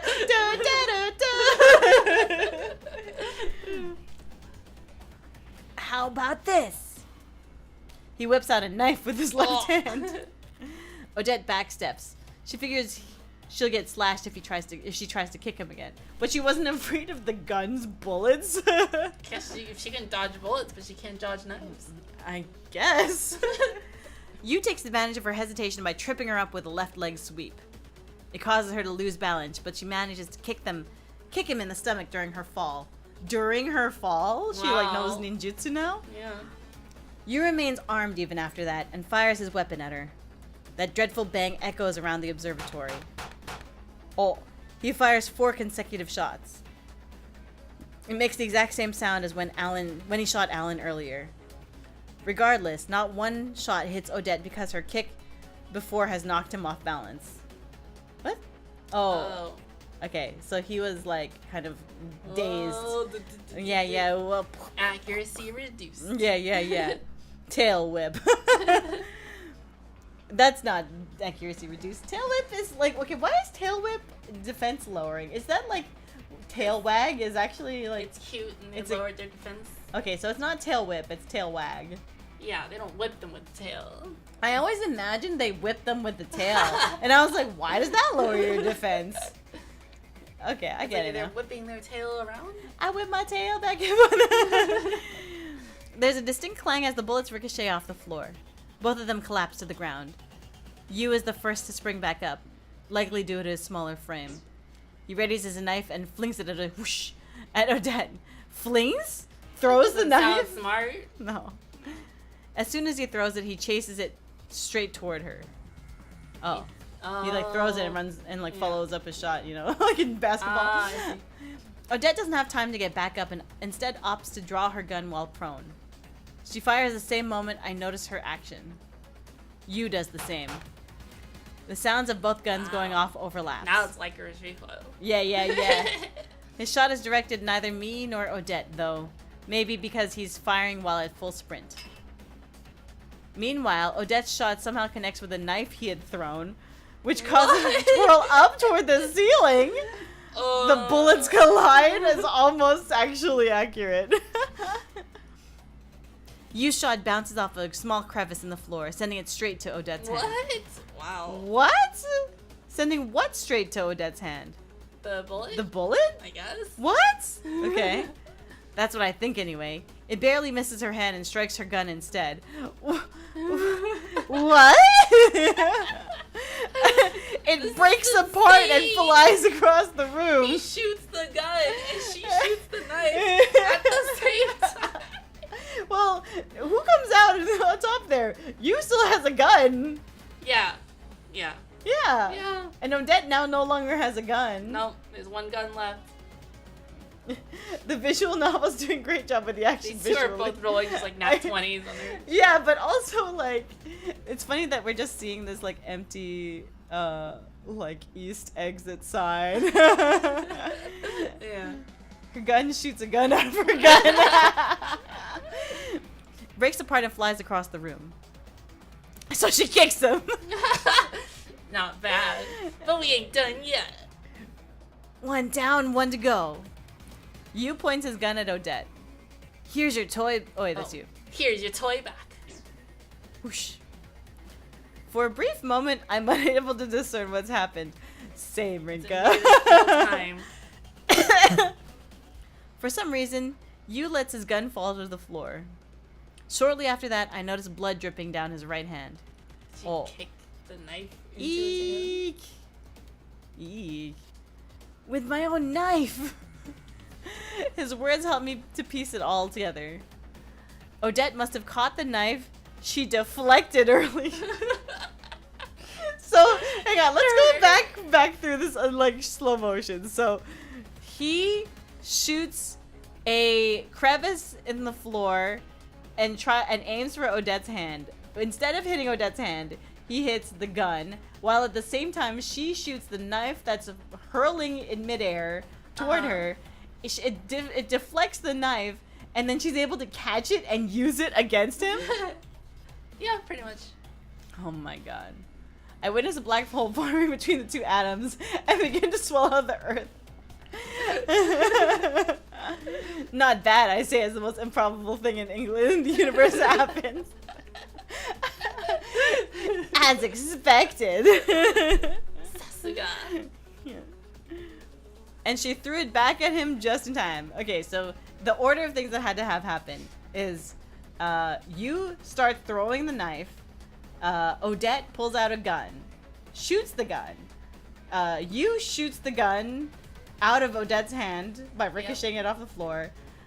And Odette is like unfazed by the gun being shot out of her hand because she manages to catch the knife that she shot and then throw it back at him. And it hits his hand. And it hits his hand that was holding the gun. Holding the gun. This is so fucked up. Anyway. Back to business. Oh my god. What's that sound? Faint ringing of police sirens can be heard from the surface. I'm amazed it's taking them this long to arrive. They have to get their donuts. Wow. Considering the gravity of the situation, it may not be just the regular police and fire brigade either. The riot police may have also come. Having noticed this, Yu snatches up his gun and sprints toward the door leading to the emergency stairs. You ain't getting away? He fails to anticipate that the stairwell will be blocked off by a certain someone, however. Alan Scorpion! Yeah. You won't get past me. You are bluffing as well? You must figure everything out. What? Must have. You must have figured everything out in that moment, is probably what that meant to say. It twirled the ceiling, but it didn't hit the ceiling yet. Yeah. Didn't the knife go into the ceiling, or did I misread that? I think it went up towards the ceiling, but didn't go into the ceiling. Yeah. With my own knife! Alan disguised himself as one of the staff, but had accounted for the possibility of getting shot. With that in mind, he made sure to wear both a bulletproof vest and tape additional plating around it, the part of his stomach that was most likely to be targeted. Wow. But how come he was bleeding? And he put fake blood on it? Ketchup. He put ketchup packets that he would explode in Yeah. them. Apparently, he went with rubber plating to ensure the sound wouldn't give away the fact that he was okay. Rubber plating? The blood was fake too. He had gotten a hold of some previously. Well, I'm glad they explained that. All of this, including myself being taken hostage and Odette neutralizing him, was part of the plan. I wasn't able to do anything once they were locked in combat, but that was also expected. All I had to do was make sure the bomb didn't go off. You have 2 options. Come with us willingly, or we will force you to do so. Not only is Yu injured, but Alan also has his own gun on him. Most importantly, Yu is now trapped between 2 monsters. I'd rather not go at all. Oh. That said, Yu fires off a number of shots before Alan and Odette have the chance to react. How come they still have a gun? He still has a gun somehow. Every single shot pierces fire extinguishers placed throughout the observatory. Whoa. A smoke screen, huh? Quick thinking. Save the compliments for later. Takes a little more than a moment for the entire room to be cloaked in white smoke. Whoa, I can't see anything. I'll be taking this back. Yu's voice comes from in front of me while I struggle to see what's going on. The weight of the bag suddenly gets lifted from my arms. He took the bag! We'll settle the score with fate tomorrow morning. I don't have time to respond. I'm too busy panicking about what to do. We've done all we can for now. Let's make our escape now, too. Would have been a lot easier without all the crappy rules. Alan takes my hand in his before dragging me along with them because I'm still too shaken up to move on my own. What rules? What rules? What? Don't kill people, probably? Yes, whatever. After the initial surprise of the stream suddenly cutting out, Mao switches over to news sites for up-to-date information. The situation is still somewhat unclear, but it seems like they failed to blow up Tokyo Tower. However, the girl who was taken hostage had vanished. It's entirely possible that she's still being kept as hostage. Amongst all this, Mao finds herself worrying over something. I'm pretty sure I heard Rinny's voice. She could hardly believe it herself, but Mao is confident that she wouldn't mistake the voice of a close friend. That makes the unread messages she sent all the more concerning. Oh no. Oh no. All the misunderstandings. What's misunderstanding about that? She thinks that she's a victim. Yeah. Right? Things get crazy at Tokyo Tower thanks to the police and fire brigade's arrival. We were able to make our escape while the police are busy arresting Yu's comrades. Fortunately, we could get out via the emergency staircase with relative ease thanks to the flood of people entering the palace. The place, not palace. Once out, we make our way back to our base in Yokohama. Here. Oh, thank you. She hands me a bag filled with fast food. McDonald's. A burger and fries, to be precise. Next to her sits a bottle of alcohol she got from a convenience store.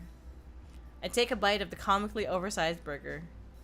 The viscous ketchup and warm meat fills my mouth. Okay. The overwhelming flavors are somehow more delicious than I remember. Maybe it's due to how tired I am? Come to think of it, this is the first thing I've eaten today. My heart's still racing from all that's gone down. I guess I never had time to think about, let alone actually get some food. You hasn't been arrested as expected.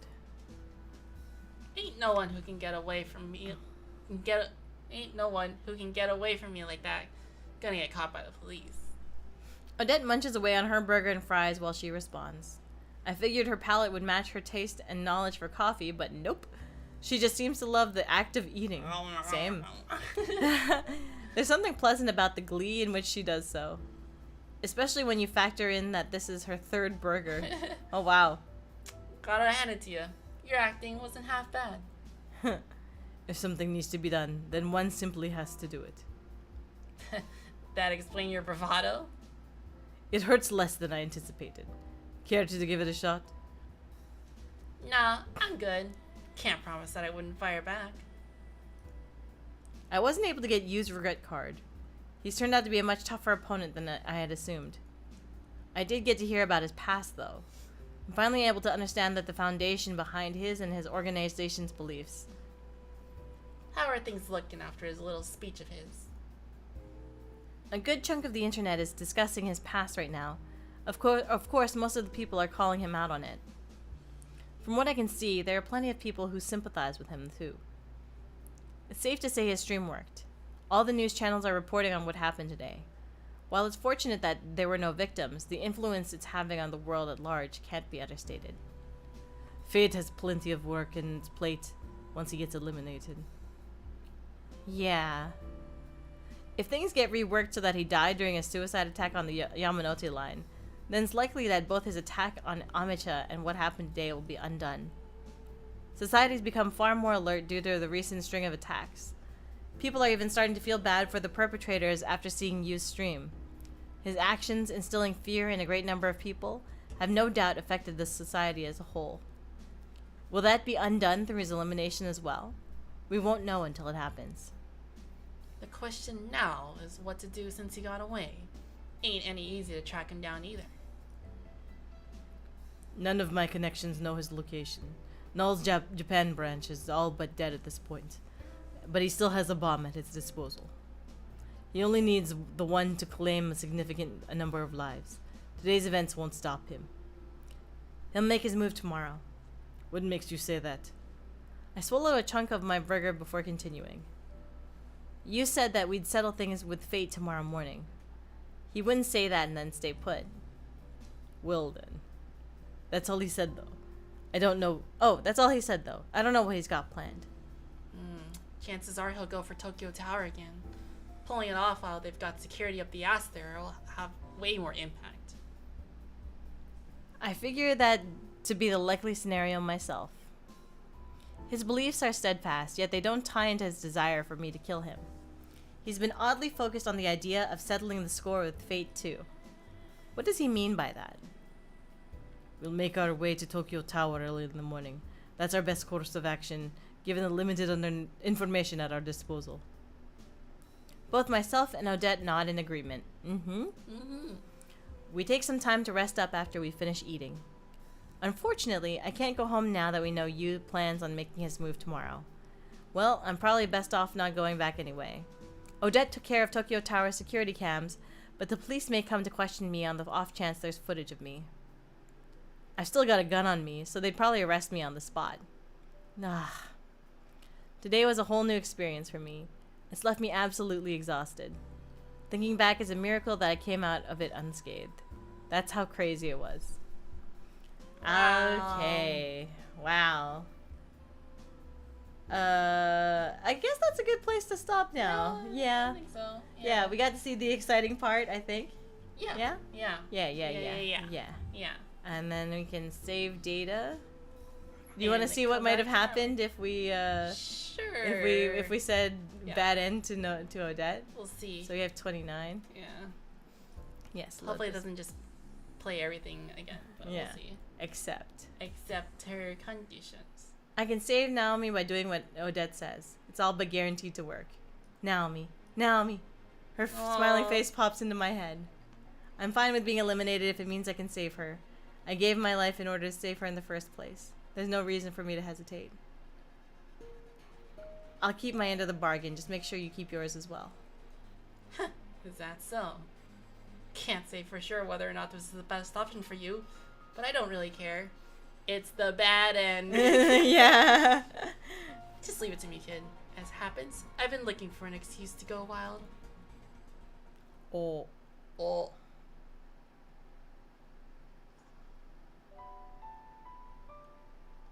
Whoa, it would actually continue with the game, huh? I guess. Oh yeah, I'll just kind of do the rest of it.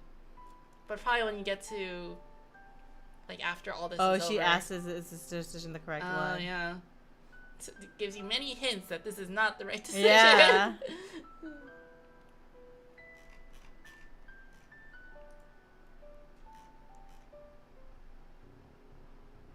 And then they go yeah, to okay. the thing, and then, Well, yeah.